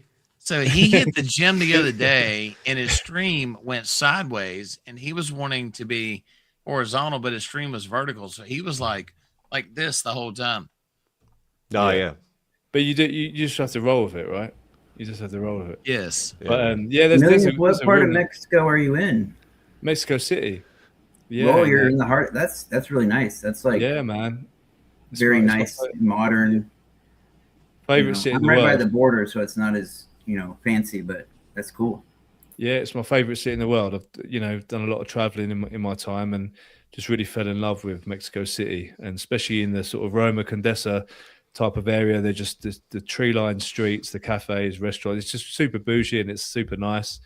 It's great for family as well. I've got my young son here as well. It's a really, really nice part of Mexico. We've traveled Mexico a lot, and I always thought that we would end up living by the beach. Like this scene behind me is a scene I got very used to when I was staying in Acapulco for a while. So I got as close to an AI image of it as I could. But it just, I like to visit the beach, but I like to live in the city. I grew up in London, and I've got everything here. I don't have to wait 7 days to get something from Amazon. I can get it like the next day. There's Ubers everywhere. It's super easy to get around. Yeah, So exactly. and then there's cool gyms. There's a couple of really nice gyms. I pay like $6 a week to train unlimited. It's a really cool place. Really, really cool place. The cost of living is a lot lower, especially when you're doing cryptocurrency and things like this. You can still earn the same wages as if you were in the US or wherever, but the cost of living is a lot cheaper. So you actually, make your money go a lot further. Yeah, for real. For real. Yeah, absolutely. It's not cheap in Mexico City as such, because obviously, being the capital and everything, but you get a lot more for your money than you do, for example, in the UK. And the bills are like a fraction of the price. I pay like $60 a month for gas and electric, whereas in the UK I was paying £400 a month, which is like probably the largest savings is housing. Because I'm paying $350 a month for what I'd pay $3,000 in California. That's crazy. That's wild. Yeah. See, my apartment. It's like, because we've got a young son, many millions. We've come to the safest area. We've come to the safest area. And it's a 2-bedroom, 100 square meters, 24-hour security. There's a gym in the apartment. There's all the trimmings, So we're not. It's not cheap. But if you try to get the equivalent place in London, I'd probably pay at least double. Probably. So it's kind of maybe not as much of a difference as what you're paying. If it was just me out here, or just me and the missus, you can cut a few corners and go to a neighborhood that's, but yeah, they do. Yeah. It is important to be gated security. They do have places like that, in towns like where I'm in, but it's not all modern and stuff like Mexico City has. But there are options with gated and security and stuff like that. Even in towns like this, it's more expensive because you're in Mexico City. It's like the difference between like just a regular town and like somewhere like Las Vegas. It's because Mexico City is very popular, so it has that tax on it, but it's still cheaper in comparison to like a US or UK based land. Massively. Yeah, for sure. Like if I got an equivalent apartment in an equivalent part of London, for example, I'd be paying probably, I would say probably triple. Our apartment's about $1,400 a month. Not much extra for bills, so that's pretty much $1,500 all in. For us, that's like yeah, I would probably pay triple that in London in a similar area, like a high end area. So it's, yeah, and you get the sunshine, right? I think someone just asked a question about what's the best time to visit. Mexico City's got such a great climate, like all year round, but the rainy season comes probably like around sort of May to July. You've got a rainy season, but it kind of rains in the afternoon. But right now it's beautiful. It's really, really great. It's not humid. It's not muggy like it is down on the coast. So yeah, I would say definitely have a look at Mexico City. If you want any recommendations, just hit me up. If you want something like cheaper, you know, in Baja California, you can visit like areas like maybe San Felipe is super cheap, and it has like a really huge expat community. It's on the Sea of Cortez. Is that where the Baja Blast comes from? I'm not sure what the Baja Blast is. That would be. I've never had it before. I've seen it on TV. I've never had it before. I've never tried it. It's tremendous. It's a juice, as we say in Scotland, or a soda. Fizzy juice. They have a crocodile. they grab your head and blow a whistle and pour liquor straight in your mouth, and you know, alarms and whistles going off. It's pretty wild. Sounds like Mardi Gras. Yeah, it does. Yeah, sounds like Friday night for me. Did you find those videos, Peter? I could play them locally if you want, but the videos that I made of the streamer girls about, you know, advertising the stream, but yes. Let me show them this real quick. So Richie, this is BG Wealth. It's a very basic site. Okay, cool. So you've been in this for months, right? Yeah. And proof is in the pudding. Proof is in the pudding. And this is about the profit. It goes up a little bit every day as the total balance goes up. But today, very rich man. Yes. Yes. Break the bank. Go to the depths right now. But on $10 a day on 800, right? Nice. Yeah. And basically what they do is they send out a trade signal twice a day, and you plug it in here. Let's see, it's it apparently has me on the mobile site for some reason. I can't get to the desktop version. Well, shoot. I don't know. So it's a trading bot then, or it's a wealth fund, or what does it do? Basically, what happens is they give you two trade signals. One comes in at 12 o'clock my time and 6 o'clock. And there's actually been some days to where one of the two trade signals, they would say, hey, this one's a loss. Here's your next one, to where you can break even. And every day that I've gone into it, it has not been at a loss. But they don't take all $800. They take a small portion of your money every day and do it that way. Okay. And what happens is they want. So I started with 500. Once I got to 750, there's not that huge tax to take it out. There's still a small tax to take it out because that's how they make their money, pulling it out. But yeah, it's not that huge tax, and it's not locked up for a long time either. Technically, it's not locked up. You just choose which tax bracket you want to pay it out of. But this, there's some that have gone a whole lot heavier into it, and they've actually pulled their principal, and they're rolling all of that out. I'm doing the same thing as Millions. I've got just a little bit in there, and that's kind of how I'm rolling with it right now. But it's been consistent enough for a while, so I feel pretty comfortable sharing it online. It's good, man. Another one to go for. BG Wealth. There's another one. There's a couple. There's one called something Bonds.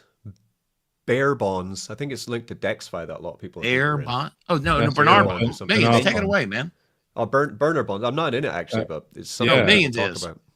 You're in Bernard Bonds. Bernard Bonds. As in Bernard, as in Saint Bernard. Yeah, it's like it's from AJ Brockman's and the team. It's basically linked to. You have some exposure to the DexFi vaults. I mean, I saw a video on this. It's been paying out since June last year. So it's been about nine months or so. And it's again completely transparent. Like everything's on DBank. You can't hide anything. It's completely out in the open. And the average APR is like 60% APR, which is really, really nice. And I saw some videos on this one months ago when Ethereum was like all-time high, and the bonds were around sort of $250 or something like that. Yeah. So I decided against it at that point.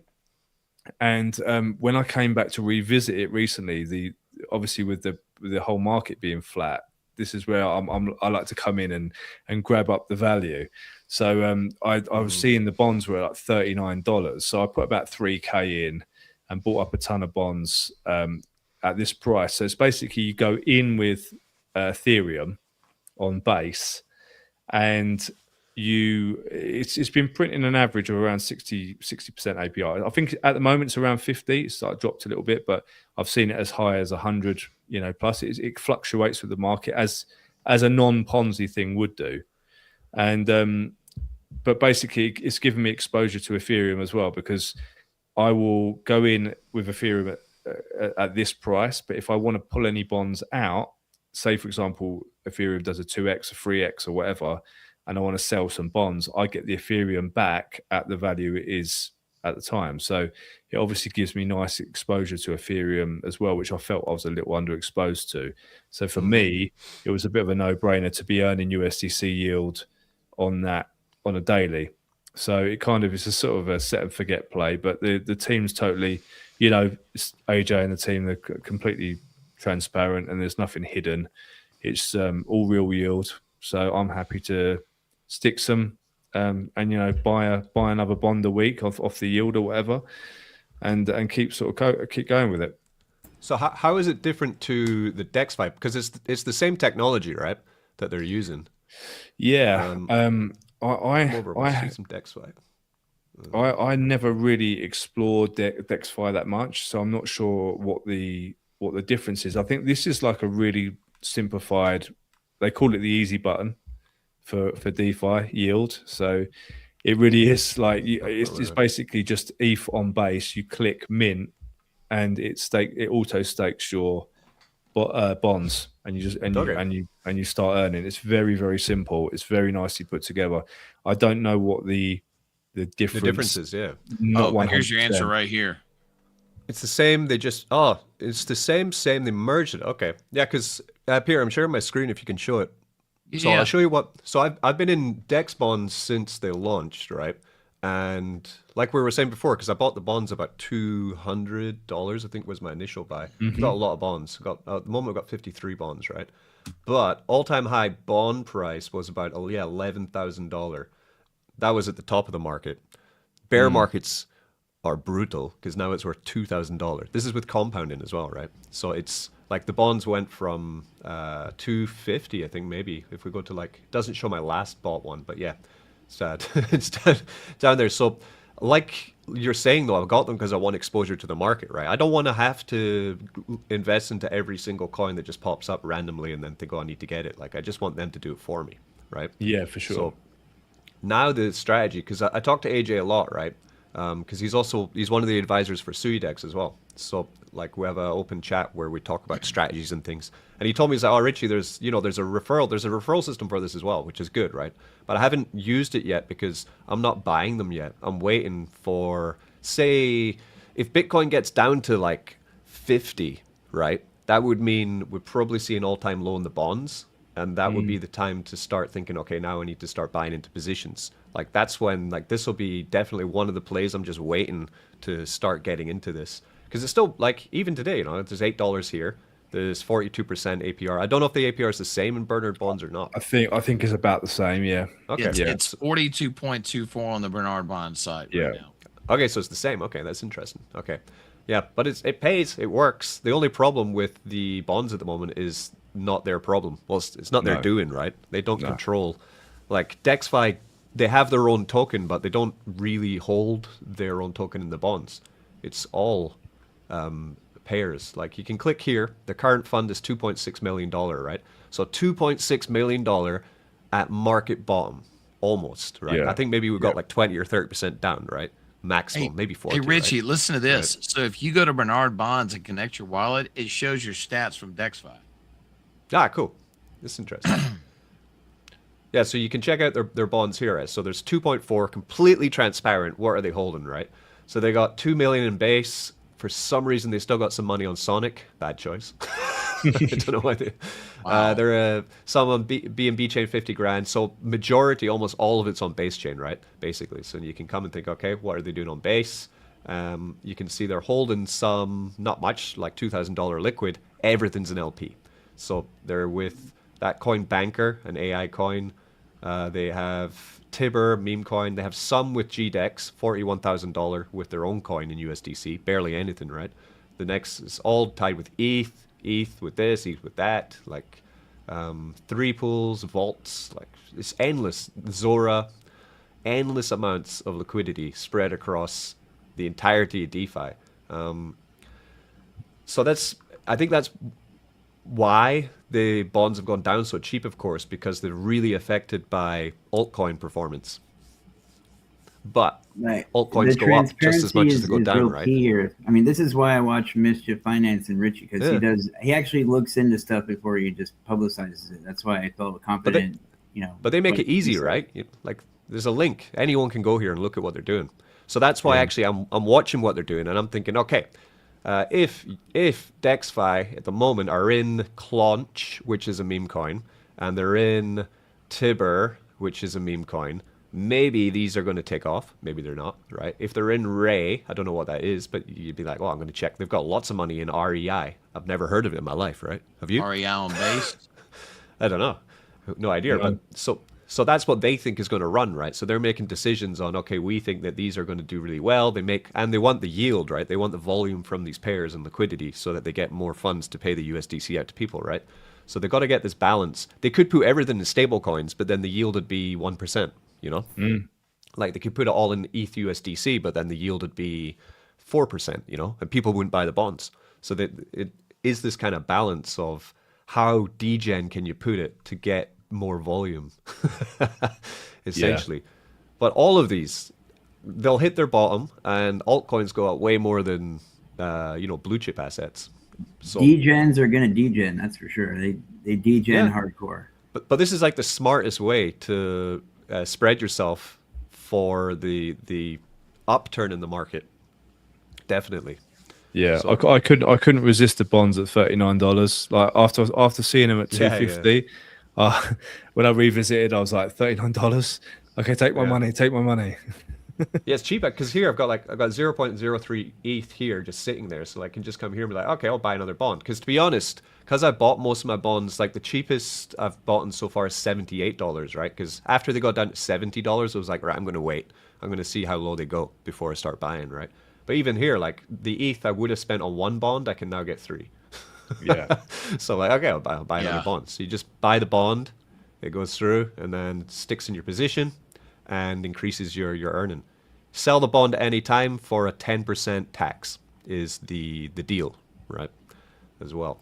So you could redeem them if you wanted to, but of course I won't redeem because I'm 51% down profit and loss at the moment. So it's squeaky bum time. Oh, here we go. My most expensive bond was $250. Oh no, $266. Yeah. Looks like it just shows the potential upside. You know, when things are going well, when Ethereum's up at sort of 4-5K, it starts to look like a completely different landscape. So I hedged on the lower bond price and just happy to sit back and see what happens from here. Yeah, exactly, right. And like for me in a position with this many bonds, if I just wait for these to go back up without buying more bonds at a low price, I'm kind of making the wrong choices there. So it should be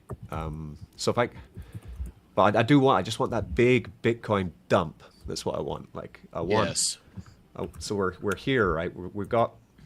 Let me zoom out. Daily. Okay. So we've already. This is last cycle. We're basically here. This is where we are. We're doing the same thing. We're we're coming at that resistance zone. Like it's the same thing happening over here. So there's a lot of arrows and stuff, but and my line is still intact. So it was basically like, we zoom in here. Like I drew this months ago. Resistance on this line. My thinking was we're going to get up to about 80. So we still have till the roundabout start of April, where I think the momentum will continue to come back up to around about 80K is what I'm expecting Bitcoin to do. And then from there, we're going to dump, and we're going to dump horribly. It's going to be amazing. For anyone who's worried about it, just think that you can buy, right? So if Bitcoin dumps 44%, right? Because it did it in the last cycle, and we're following the cycle. We're following the last cycle almost completely entirely in unison. The same amount of weeks, like you were saying about the moon, right? Like the Bitcoin cycle is completing almost to the week in this cycle 4 years ago and this cycle here. And even better, it's doing the same thing that happened 4 years before in the other cycle, almost to the week, right? So it's almost bang on the same things happening all the time. That moon cycle chart, Richie, it's freaking wild. Millions. Where do we find that? Do you remember? I put it on my X account actually. So basically, it charts the blood moons, and in every scenario going back over the previous cycles, there is basically a bear market when the blood moon cycles are happening. Now we've just had the very last one in the cycle, and there isn't another one now until basically January 2030, and it's in that gap.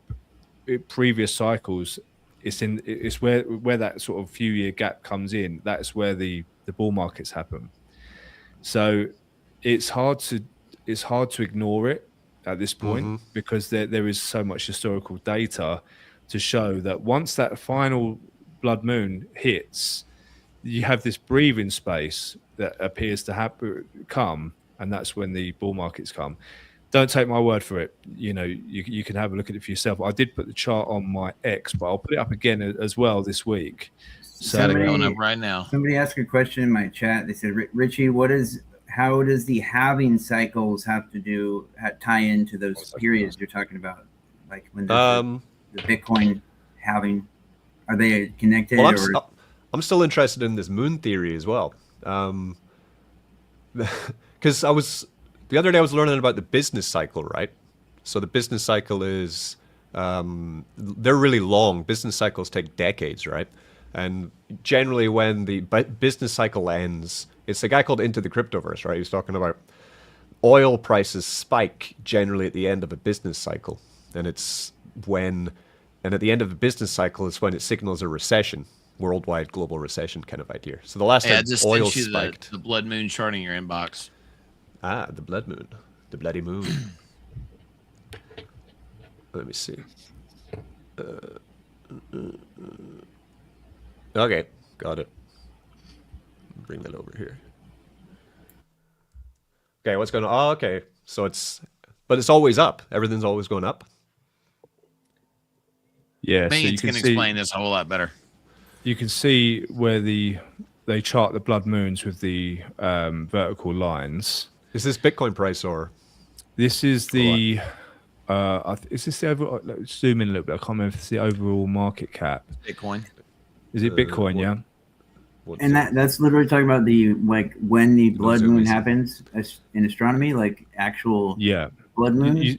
You see all the blue lines going down. That's when you're in the blood moon cycle, and where they're all quite close together. So you get the downward trend, and as soon as that last horizontal line comes, after that you can see the immediate green trajectory upwards until the next cycle. Now, I've drawn in the final green arrow there, very high tech, but you can see the 3rd of March was the last horizontal line on that blood moon cycle.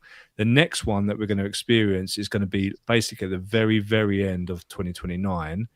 So it's going to be like literally the last day of 2029, I believe, is the next one. So we've got a very substantial gap now, which historically would say gives us the breathing room to go into a full-on uptrend. So I'm watching very carefully to see this play out, if it plays out in real time, because obviously at the moment I'm only looking at historical data. I've been looking at all of this sort of stuff for the past sort of year or two, and to see it mapped out like that, I'm watching very, very carefully, because we did have an immediate upturn straight after the blood moon finished, literally the following day. I think Bitcoin pumped over 70k. I think it was down at about 65. I think it went over 70k straight away. Look, we'll see. I don't want to get too woo-woo with everyone, but it's something to look at. Yeah, it's like if you watch this, right? So this is the last 4-year cycle top to the, so if you take a measuring tool, right, and you just go from all-time high top to where it floored, we were 80 days, right? And then you come to R1, current cycle, you come to all-time high top to the bottom, and we are, what's that, 79 days, right? You then take the percentage change from this last 4-year ago cycle, from all-time high to the floor, it went down 52%. And then you come up to this one, and you come up and you check, in the same time scale, we go all-time high down to the floor, it went down 35%. So it went down less, right? Which is quite good. So the time scales are different, but the dips are less, which is good to hear. But then if you go from the time to this floor, we are then 47%. So possibly that's the second last dump, right? Would be if you went along the same slightly different time scale, but to the floor price. So then you have dump here, relief rally up 43%, and we're currently in that. So we dumped here. Relief rally would be around about up to about here, which would be actually 85, right? But I'm thinking we'll go up about 28%, which would be 80k, and then we go down and we dump. And the last final dump from the relief rally in the last cycle was 61%. So if we do that from 80k, we would go all the way down to 30k Bitcoin. So the halving cycles are not really considered in these calculations? They don't matter? This is a halving. This is the 4-year. So this is a 4-year cycle. This is a 4-year cycle. Bitcoin has a halving every 4 years. And generally, if you go back and look at 1, 2, and 3, even with everything that happened in COVID and all that fucking craziness, they match up almost completely to the weeks for 12 years of Bitcoin price performance. And the cycle is just, the halving is when the amount of Bitcoin that is able to be mined is halved, right? It's getting so small now that it doesn't really have an effect on the price, I don't think, that much. This is something more. What it mainly affects is the ability to make more of them, because the compute cost to make more becomes more than they're actually worth. That's why it's, the production cost of Bitcoin goes up, of course, with more people mining it as well, though. But I think this is more just psychology of how people see high-risk asset, like something like we can only deal with it for 4 years. It's quite strange. But it makes it really easy to predict what's going to happen, like, in my opinion. Like, I can tell you that over the I've been in crypto since late 2019, and the best darn mechanism that I have found to DCA into Bitcoin has been SuiFarm, hands down, because paying out Bitcoin token and absolutely, it DCA into it is often, millions has the single-sided Bitcoin put in, and I like that one. On that. Because you just stack and if you like I said before, if you hold your assets in the single asset on SuiFarm, then when the emissions close, when the emissions finish on that, the tax for leaving turns to 0, right? I'm going to turn it off because I have that ability, right? I can change all the deposit taxes. Like we put down the tree from we'll put the deposit fee down to 2% from there. Like we can even put it down to 1, if for your NFT launch, we can get more liquidity, right? Like, so for these, the reason why I like this project mostly is because Richie is the developer. It's not like a project he is speculating on. This is his project. That's why I have more trust and faith in it. So I control everything that happens here with the pools. Yeah. So for example, if you're going in the Bitcoin one, you get 50% APR on Bitcoin, 4% in, and it says 4% out. But when this closes, which will be in another 6 months or something like that, 7 months I think, until finally the APR emissions end into the single stake, I'm just going to turn this withdrawal fee to 0. Everyone who's been in here, thank you for supplying some fees to help with the token locker and the Sui Trump burns. The fee is now 0. Take your coins and go do what you want. So the way to do it is, if you're in the single stake, just sell some of the victory into the Bitcoin and rotate it back in. Stack your bag, essentially, right? And there's an 80%, the fees, 80% goes back to the community. That's kind of unheard of. Exactly. Yeah, because from that 4% is going into the victory locker, 4% is buying and burning Sui Trump, which we just did, but I don't know if the bot fired. Did the bot break again? That's one thing that I think is cool about looking at the price of Sui Trump on CoinGecko is you could see the supply shrinking in real time when you go to the CoinGecko listing. It shows originally 10 billion, then it shows what's circulating. So you could actually see it happening. Oh, the burning, yeah. But I've been thinking about burning. CoinGecko the final boss? Kinda, yeah. I think CoinMarketCap, you can just pay a fee. CoinMarketCap is pay to play. CoinGecko actually has some standards. They didn't burn. I'm going to burn. So we're going to burn some Sui Trump. I bought some and it didn't burn. Don't know why. Slush Wallet, Slush Wallet also is the final boss. There's a bunch of stuff on Sui that's the final boss, to be honest. For verification of a project, Slush Wallet is the final boss. It's easier to get verified on all the projects, all the chains, but to get a verified coin logo on Slush Wallet is extremely hard, and there's not even a set strategy for it. It's just whatever, they don't tell you why. We're gonna burn $200 of Sui Trump. So I've been thinking about the buy and burn. It's good, getting rid of tokens, buying tokens and getting rid of them is great, right? But then I've been thinking about it, and I'm kind of bridging a little bit more to thinking that maybe bought and burned LP might be a way to go. Also with Sui Trump, I'm not sure. Is that good for Tree to do something like that, Richie? Well, if you have bought and burned LP, it means that you're always giving value for people to sell into and buy into, right? If you're just buying and burning the tokens, of course, it's good because there's less tokens on the market and they're disappearing through buy pressure, but no one really sees it, right? Because it's gone. It's vanished, right? They just see a number that says it's gone, right? Whereas if you're buying and burning LP, then the LP is still, people are still able to trade through the LP. So it might be, so I'm kind of thinking about it a little bit more. I might pivot and then use, say you pair Sui Trump with Sui and then burn it. Whatever dex you burn it into, then it will be there forever for people to trade with. How do you permanent LP burn on SuiDex? Yeah, well, then I was thinking because I started yesterday with the ARB bot. Yeah, I did burn it. See, I burned it, but the bot didn't fire. Fucking bot. Peter, I remember watching a video with you and Richie about the liquidity to market cap comparison. That's important too. Both those projects have really high liquidity to market cap ratios, which is a good sign. Yeah. So this is what. So yesterday, actually, I started burning some LP. So this is the ARB bot setup, right? So what's happening is been running for 4 days. In 4 days, we made $47 of profit, which is nice. So the last 24 hours have been quite slow. There's been not much opportunity, as you can see from these gauges, right? What these gauges are doing is checking when there is an opportunity of arbitrage. This is SuiDex. The pools we're protecting on SuiDex from ARB bots.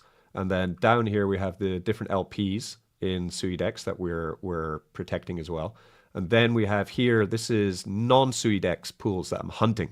This is where I'm going to Cetus, going to Bluefin, going to Aftermath, going to Turbos, and trying to capture arbitrage trades from them, then take it back to SuiDex, buy LP, and then burn the LP is the whole plan, right? So we're hunting Lofi, Toilet, Gold, Hydal, Bitcoin, Turbos token, Blue token, loads of Bitcoin ones, NavX, all of these coins I'm hunting, right? So I can watch them here and see how the spread is going for different ones. It's a lot of numbers, no, but I'm using this. I'm a visual learner, so I'm using all the. and Richie, a lot of this is because of the SUI network architecture and how it's built is why all this is possible. You couldn't just do this on any chain to this level of information that they share that's available. I could, but it wouldn't be in SUI Move. It'd have to be in Solidity. But yeah, you can make art bots on any chain, man. So then here you can see all the trades that we've saw. Actually, at the moment, the best performing one is gold, SUI with gold, which is quite interesting. It's the finality speed of it that makes it possible to snipe stuff. Because on Ethereum, you don't finalize a transaction in 400 milliseconds. That's what makes these bots effective, is the finality speed. Yeah, but there's art bots on every chain, man. Like different strategies for every chain, basically. Richie, how do you burn LP tokens on SuiDex? I haven't done it yet because I was trying to figure it out and I couldn't, so I burnt them on Cetus because I was like, I just want to burn them, right? So at the moment, we're adding Victory and Sui to Cetus LP and burning in there because on Dex Screener, the SuiDex pools aren't shown, right? And I want more exposure for Victory on Dex Screener. And until Dex Screener show us, then at the moment, I'm just buying the LP and I'm holding it on Cetus. I'm not burning it at the moment. When finally, hopefully one day in the future, we get listed on Dex Screener, I can just take the LP, move it onto SuiDex and burn it in there, basically, is my plan. Because I want people to see that we have LP. At the moment, if people go to Dex Screener and they look at Victory, there's barely any chart, there's barely any LP because they don't show a SuiDex, right? So it's really annoying. It's the actual LP token that you're burning, right? That's why I will be burning the LP token, yeah. NoodleSpy is the best site for that. So what is it? For burning LP token on SuiDex is quite simple because we don't have NFTs. Like if you make a LP on Cetus, it's going to give you an NFT, right? Like Uniswap. Yeah. On SuiDex, because at the moment we're V2, you get a token. So then you just send that same token to the burn address and it would burn it. The same way you burn Tree, right? You just send it to 00000 wallet. So like I've got some Tree token that's not staked in SuiFarm. Where do I find that LP token? Let me ask my AI. I can give you the contract address for Tree. Yeah, because on Sui Network, we're going down by the dock again. Most LPs are Web3 style, like CLMM and DLMM. With the Master Chef style, with the LP token, it's pretty much the only farm on the entire network that's even doing it in this manner. So that's why it's very unique. So it's not the same as Cetus or the other ones. Yeah. So we have SuiDex Tree Pool here. Yeah. I don't know if I've never tried this actually. So if we go to SuiDex, go to Dex. So it's just an LP coin, like Uniswap did back in V2 days. So this is just, I don't know if this would come up or not. That's the LP token. No, it won't. Okay, interesting. So if I buy some Tree, for example, and then the pool address the LP token address? Yeah, pretty well. I'll show you, right? So if I make some liquidity with Tree, right? Tree and Sui. Yeah, when you add the liquidity, it gives you an LP token, and that's what you put in the farm. That's what enables you to farm it. You got to make the LP token. Yeah, so this is going to make a coin, not an NFT, so it's made it, right? So if I come to my Slush wallet and we want to find a token, how do we find a token on this thing again? Add a token. Add a token. Search. Coin. No, it's giving me the wrong one. You probably have to look on the Sui scan. It probably won't show up on the wallet. No, it's giving me the turbos one. But anyway, so I'll send you the address. It's just got to find it. Then you would find the coin in your wallet. For Nightly, they all show, right? But for Slush, they haven't verified us, so it doesn't show because Slush are shit. Yeah. So Nightly's the professional wallet. Yeah. In Nightly, the SuiDex shows up in their applications. Like when you go to the bottom, go to the apps, you don't have to put in the web address on Nightly Wallet. It's actually an application right there in the wallet. So Nightly is really cool for that because they actually look at projects that have good tokenomics, integrity, and been verified. So they add it. Slush Wallet is just like, who knows how to get on there. But Nightly is much more professional. But Slush is the official wallet of the network, but it's not really ran correctly, in my opinion. But so here we have 5 SUI, some tree, and it gave me this, right? I got 33 billion coins, right? This is the LP.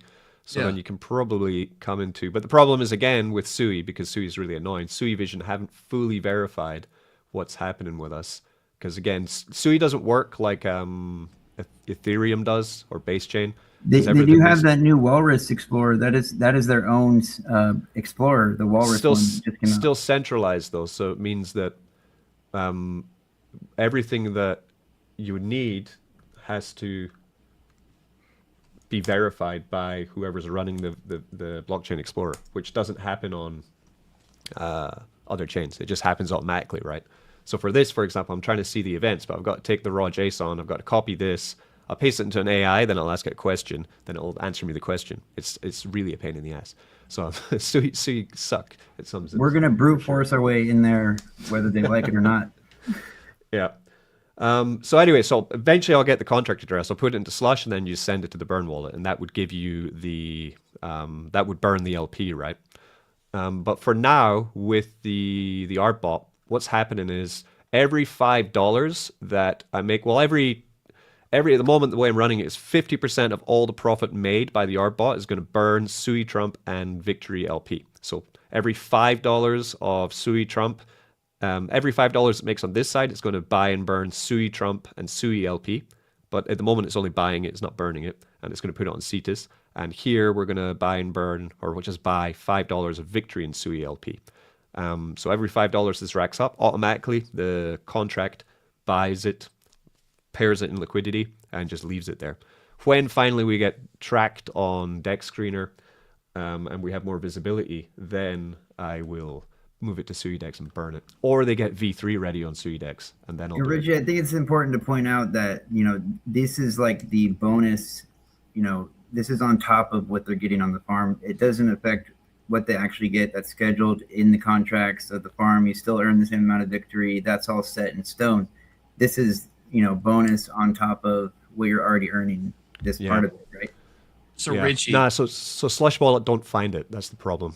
They suck. That's their problem. Let's try Nightly. So Richie, I was talking to Millions about this several times about Sui waking up. So it seems like when we were talking, the magic number for Sui is basically about $2.20. That's when Pekka theoretically will come back online. I mean, right, Millions? Yeah, I'm pretty sure that's the figure I heard was $2.20 or $2.30, something like that, for Pekka to come back to life. Yeah. Because I've got a fairly big wedge waiting in there, so I need Sui to wake up. Wedge waiting to pop out. Yeah, exactly. So I feel in the next bull run, like when everything starts going hot, I believe that Sui will outperform all the other L1s as far as growth. It's going to be explosive. That's I'm fairly certain. Bring it on. If you look at Solana, like how it went from like $10 to like 300, Sui Network's on a path and a trajectory 3 times as fast as Solana, and has better technology because Solana is built on just Rust. It's not even capped. You can make more with them. And Solana is a giant. They have a huge market cap, and Sui Network is better technology. It's capped, and it's the Solana killer. But it's going to take, a bull run and actual action for people to start paying attention to it. So what you see is whenever the bot, so this is a victory one. So whenever the bot compounds, I can compound at any time in my thing. So this is pretty cool. I coded this in. So if I press compound into here, this is where I'm tracking the trades in Telegram as well. Eventually this will be public, so people will be able to see it, but I'm still tuning. I want to get it. You see here, I've got like failed trade. So not every trade is successful at the moment. But if I press compound here, what it's going to do is it's going to force compound 45 cents into Sui Trump LP and 45 cents into Victory LP. And then it just does it. It creates the LP on CETUS and done. Like, it's amazing what Sui can do. Like, it's so versatile that you can actually just type into a Telegram to Compound, and it's going to do things on chain with a wallet that's not connected cool. in any way to Telegram, right? So it's doing its thing. Wow. Don't know how. Yeah. And then eventually you'll see in here where the tree buys are coming in. Look at that tree buy, Sui Trump buy. You'll see in here the announcement that the Compound has gone through. But at the moment it's, I don't know what, it's stuck. It was working yesterday. Definitely working yesterday. But yeah, so that's what I'm working on at the moment. And Peter, you're gonna show any of those e-girls? I mean, they're talking about the stream and stuff. Yeah, let me pull the e-girl up real quick. The e-girls.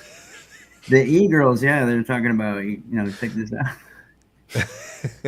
Well, let me look this up.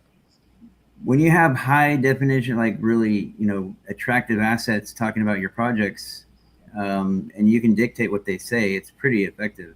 Yeah, she has attractive assets. And I have shown people how to do this in the Telegram. I've shown them the secret sauce and exactly how to do it. And our own community has started to make their own videos with the assets that I created. So yeah, it's interesting. Let's see. Yeah. Right now, before you miss out. Oh my God, this SuiDex and Yield Farm is so hot. You losers better invest right now before you miss out.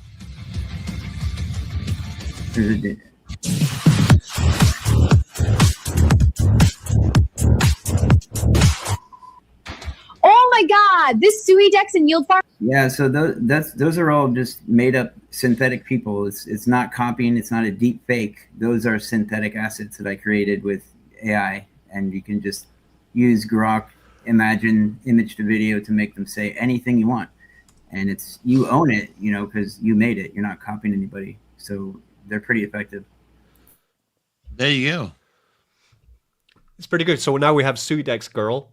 If you notice on X, more people are taking her image and making different videos. So now there's more community-made SuiDex Girl videos of her doing. It's all safe for work, but she's just coming up with like different. I like the one where she's got like the shining hands. Have you seen that one, Furley? I don't know who made it, but they just took the image and then created their own videos from the. Brett, I know Brett Prince has made a lot of videos. Even Sunny. One of the OG holders, that's a female, I believe, and she's even made videos with it, because in the Telegram I have the original high definition 4K image, because it was made with Google's AI Studio with an API key, because if you use Gemini, you're not going to get full 4K and it'll have a star on it.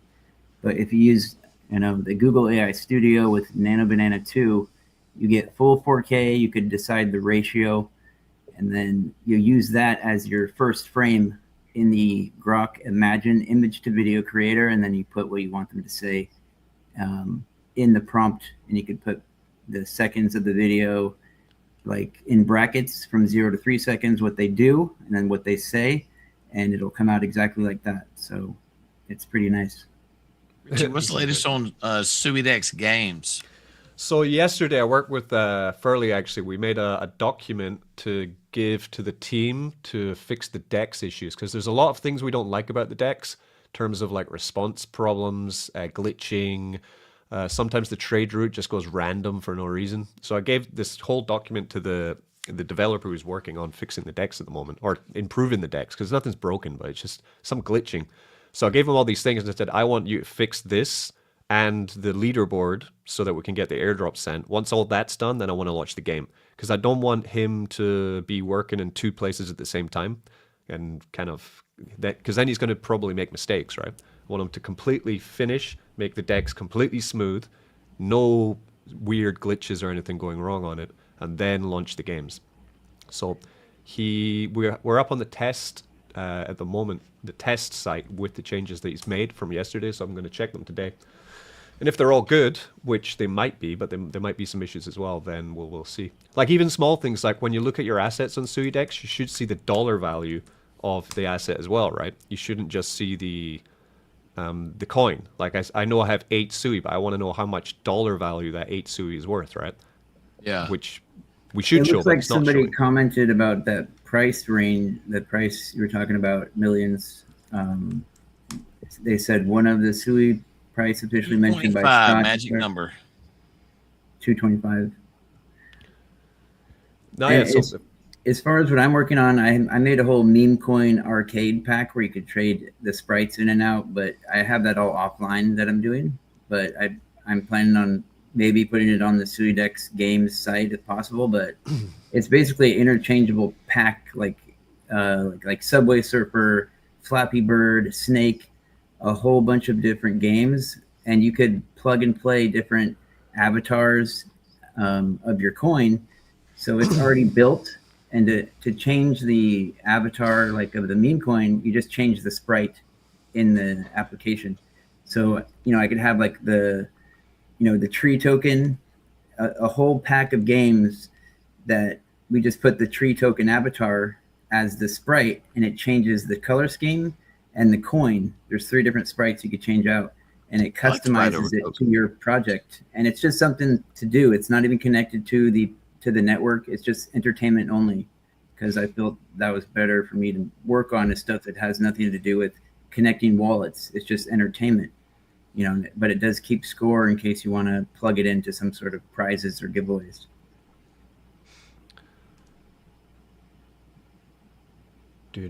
Yeah, so what we have, I've shared my screen again. Yeah, he's made some of the changes already, which is good to see. He changed the color to some horrible brown color, though. That's disgusting. Oh, God. That's copper. Yeah. Price of copper's going continuity.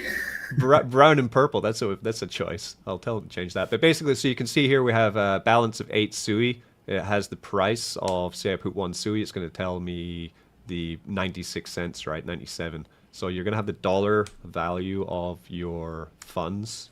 So we go to 7, it's going to say $6.96. So simple things like that will be, like I told him, like, why don't we have this? We should have. The developer before on the UI was actually unable to do this. This is why we changed developer for UI, not for backend. Here, the root option as well, that was making some mistakes where the root would randomly change to like a trade, which is not good. So I told him, stop fucking around with roots, just give the direct root. I don't need 3 roots for some of these coins. Nobody needs to go through 3 roots on a trade unless it's really, really needed. So generally just go for this. So that's fixed. Then the other things I told him were, if someone wants to add a coin to SuiDex, they paste in the contract address, right? But you can't save it on your computer. So say I took a random coin from Noodles and I want to put it into SuiDex, I should be able to import it onto my own wallet so that it's always there, right? And also, if someone adds liquidity onto SuiDex, the token should immediately be visible on the DEX. Not like I've added liquidity, but I don't see it. Like, why is there, before there was some verification process. So he's doing that so that anyone can, as soon as an LP is added on the DEX, the token will show in the swapper. And some of that information depends on the cookies that are saved in your browser. Like if somebody's, doing something on their computer and they've done it before, if you have cookies that have your own personal information that's saved for your own browser, it'll make it look different. So it depends on each person what they've looked at previously with how websites work. Richie, the Muse community, they have created their LP on SuiDex. They are looking to move from, I think it's Moonbags to SuiDex to hold their LP, which is great. Yeah, I know those developers. They're very persistent in being, followers and fans of what Richie and I are doing on the network. They're always on Spaces talking about their project, so they're pretty cool. They are also working on a game as well for Sui, so that's good to see as well.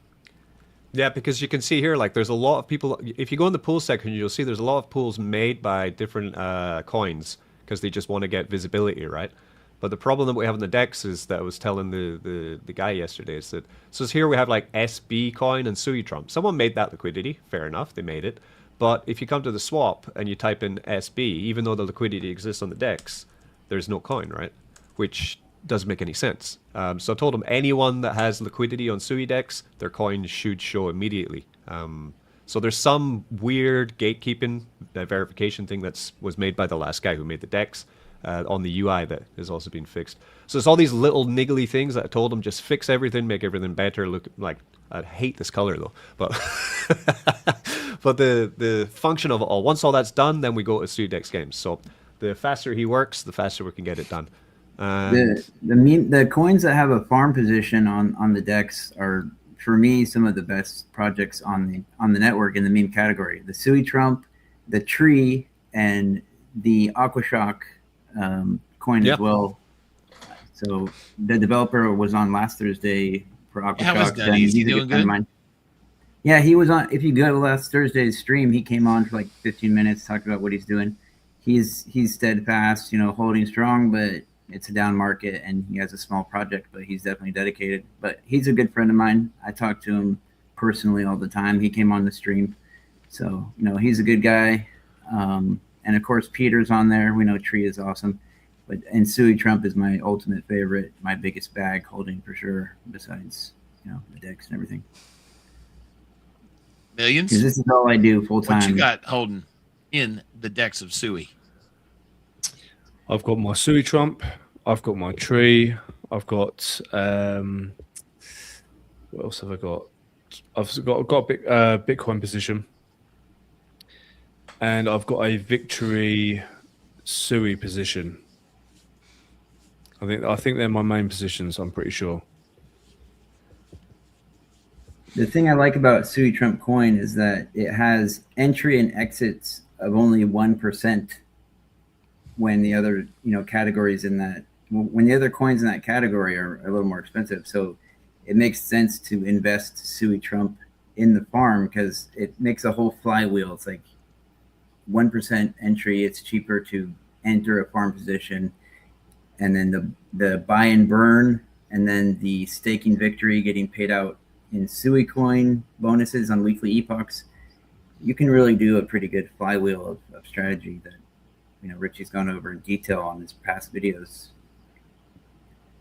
I can tell you this, Richie, in the farm itself, I don't use it all the time, but when I do, I park it there is USDT and USDC. If I just need to park some cash, make sure to take advantage of that farm. Very useful. There is that guy B that has the videos where he's like, you can show this to people that want to see it's working. He's like a super whale. He's like, I'm making $200 a day, and he does it on live video. But he has like, that would be the Elon of the Muskie. Yeah, Elon. But I mean, he's a cool dude. He's been followed Richie a long time, and sometimes we'll come on the stream and be like, this guy's legit. Buy the coin. Shut the fuck up. Like he's very direct. Yeah. Oh yeah, this is the one I like. Yeah, I'm gonna have to head off quite soon. You going to the bar? 11 o'clock. No, it's 11 o'clock in the morning. I need to go and do some exercise. Hit the gym. Yeah, this. If you show this is the one that if they made. Yeah. If you want to see that video, my TikTok, I got all those crazy. Yeah, so this is from the image that Furley made of like SuiDex girl. She'll soon be. You can have her in your own house. You can buy her, whatever. But they just take the image and then they make whatever they want from that same person. So we'll see if that. Yeah, it's awesome right there, Brett. It has, Brett posted it. Has the potential to go viral if you do it right. Basically, I think.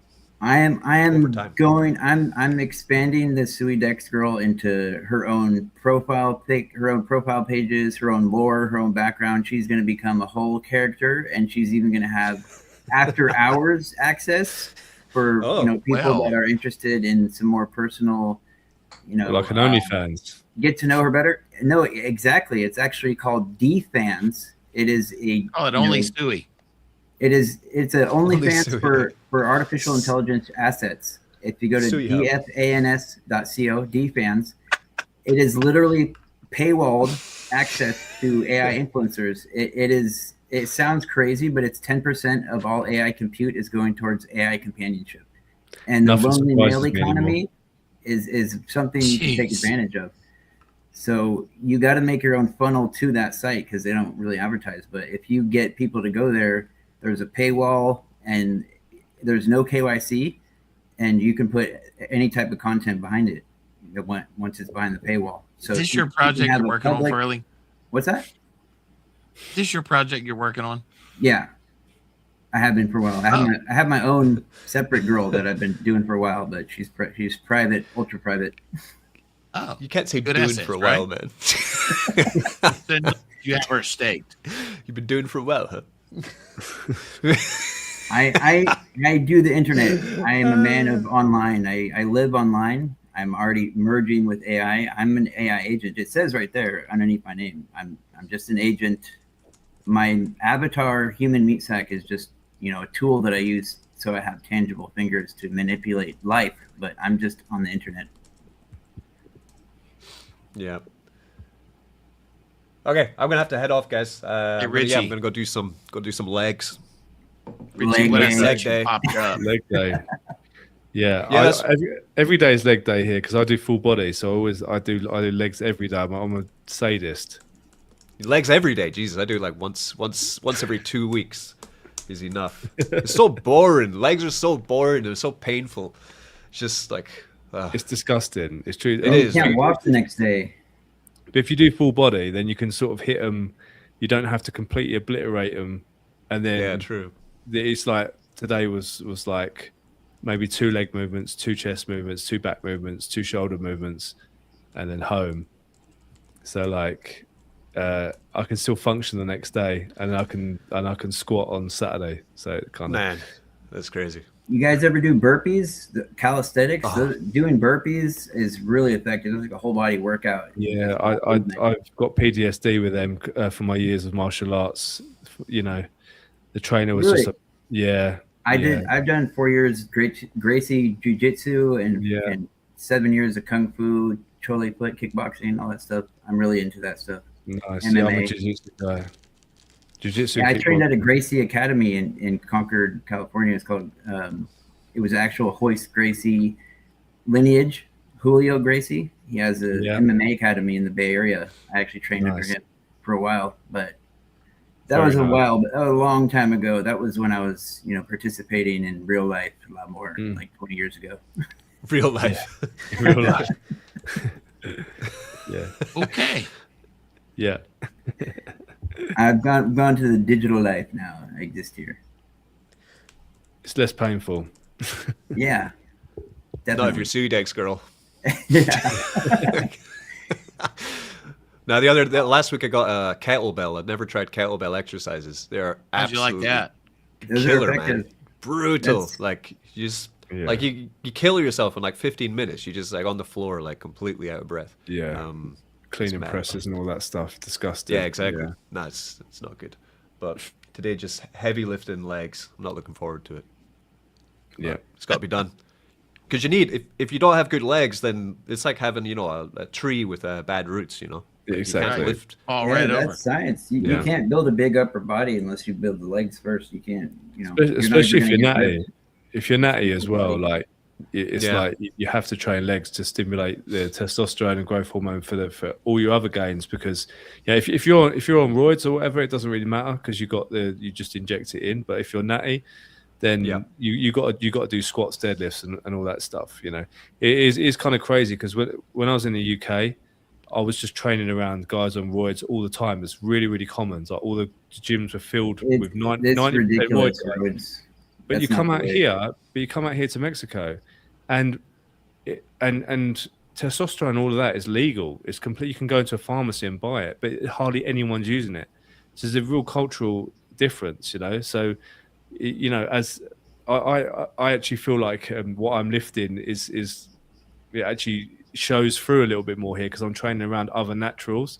Like when you're in the UK, you're lifting and you kind of don't think you're as strong as you are because people are on tons of roids, and it's like obviously they're going to. You just need natural protein, real protein. Maybe creatine. I tried was pretty nice. Creatine's awesome. It's an awesome natural You supplement. just keep your girlfriend staked, okay? Yeah.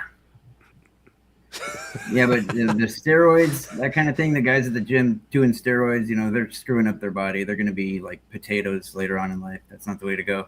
Natural is better. Yeah, as long as you can. Maybe when I'm 60 or something, I'll jump on some TRT. Well, I've got no great. problem with that. If it's just like testosterone, you can go to the doctor and get, like real testosterone treatment, but illegal steroids that you just pump into your body from some dude. That's crazy. Made in some guy's bathtub. Yeah. No, I think I'll pass. Hey Richie, so the object ID on the SuiDex Sui Tree pool, is that the actual LP coin address? I'll have to look into it. Like, these are the other things that I want them to do. I want them to make all this crystal clear, right? So I'll message you when I've got it, because I would recommend to look at your playlist on your YouTube channel. You have other videos that. No, I don't cover that because each LP coin has a different contract address. But the problem is that the wallets that most people use don't verify them yet, because on Sui everything is centralized. That's the problem. So this is it, Richie, because I just searched. I went to Sui Scan and searched up this, and it's showing the coins that are created. You show like V2 SUI TREE, something like that would be called, right? Correct. Yeah, this is it. Yeah. So if you burn that will burn the LP, which means people can still trade it, but it'll be in SuiDex forevermore. Okay, so I got to figure out how to search this and send this. So I think maybe after this stream, I might go ahead and do my own stream of just Sui network stuff and showing the advanced like stuff. If any nerds out there want to see some in-depth Sui network like deep dive, because it's a whole other ballgame. Get out, State Girl. Have her talk with you. Yeah, you're showing your girls, aren't you? You're deep dive Sui tech. Yeah, you're just showing I girls, can go either way. I can go pure technical Sui breakdown, and then I can go full midnight hours. You're basically just whores and sluts and stuff like that. On-chain pimp at this point, Wise DJ. That's what you're doing. I'm pimping out e-girls, yes, and I can customize them to your project too. Yeah. Can you trust them though? That's the question. Yeah, what if they're going to other places as well and you don't know about it? Yeah, how does their smart contract behave? I own them. They do my bidding because I own them as an asset. They do whatever I say. They work 24 hours a day. They don't get tired. They can be made into chatbots with their own personality. They could be in two places at the same time, I guess. Yes. You morphed into Andrew Tate for a minute there. Yeah, he did.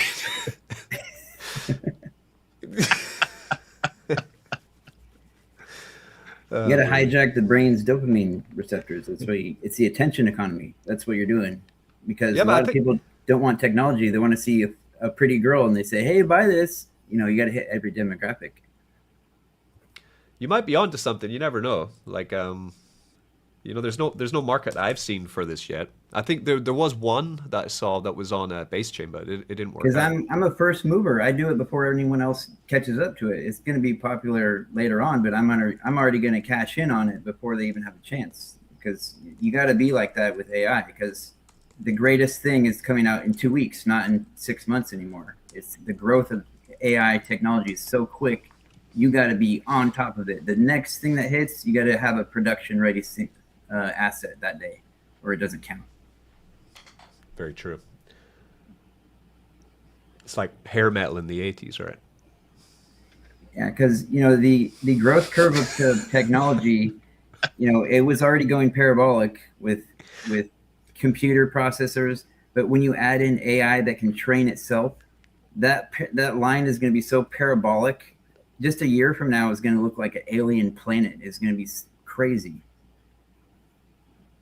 If you look at AI technology a year ago, it has you couldn't do any of the stuff we're doing right now. Okay, guys, I will see you later. Thanks for inviting me onto your StreamYard, Arborist. Millions, nice to talk to you finally. I missed the last stream. Sorry about that. No, it's all I got the day wrong. We got the date wrong. But I figured out that Mexico does not observe daylight savings time. So he was like, hey, I'm coming on. I'm like, yeah, I've been here for a little while. So that thing's frustrating. There's an hour difference. It's like when they feel like it, they're on the same time zone, but sometimes it's an hour different. Because like I have some people in Arizona. Sometimes we're on the same time zone. Sometimes we're not. So it's confusing the way they do that. But yeah. But we made it today. We got it locked down. So that was awesome, man. I had a blast today. It was awesome. Yeah, guys. Okay. See you all later. Take care, brother. Have a nice evening. See you later. See you, Richie. Peter, before I make a move, because Mrs. Millions is going to want to. We've got an early start tomorrow, so I need to get my ass to bed. Although I always find the evening so productive when the house is quiet. But if I pay a little extra, if I slip you a few pesos, can we get a 1 of 1 millions tree NFT? Is it possible? Can it be done? I'll send that message right now. Can it be done? Yes. So are we still streaming right now? Yes. Yeah, absolutely. Okay, right on. Okay. Yeah, because we're on StreamYard. You can send out the stream to many places because we're going to X, to Kick, to YouTube. So it's pretty diverse. It's freaking awesome. It's awesome. I'm gonna have to love you and leave you because, as I said before, I've got to be up at 6 a.m. So we'll, I'm gonna go and have a little cup of chamomile tea and kick back for 10 minutes before I go to bed. But yes, awesome I'm gonna make you your own e-girl millions. I'm gonna make you a millions e-girl that's gonna be a spokesperson for all the stuff you do. Love it, mate. Well, I've followed you back on X, so we're connected. So it's good. It's good. Yeah, and on Telegram, I'm Mr. Furley. That's me with the magical poop rainbow dude. Mr. Furley. Nice. Too. We'll connect on there as well. Yeah, it's been nice talking to you, brother. You too. Thanks. I'll catch you guys later. I'm gonna also do my own thing with Sui specifically, since that's where I'm at. And see you guys later. Awesome. Take care, bro. See you later, guys. All right, everybody. Oh, there you are, Maze. All right. I'm still here. You enjoy your chamomile tea, sir. And I will indeed.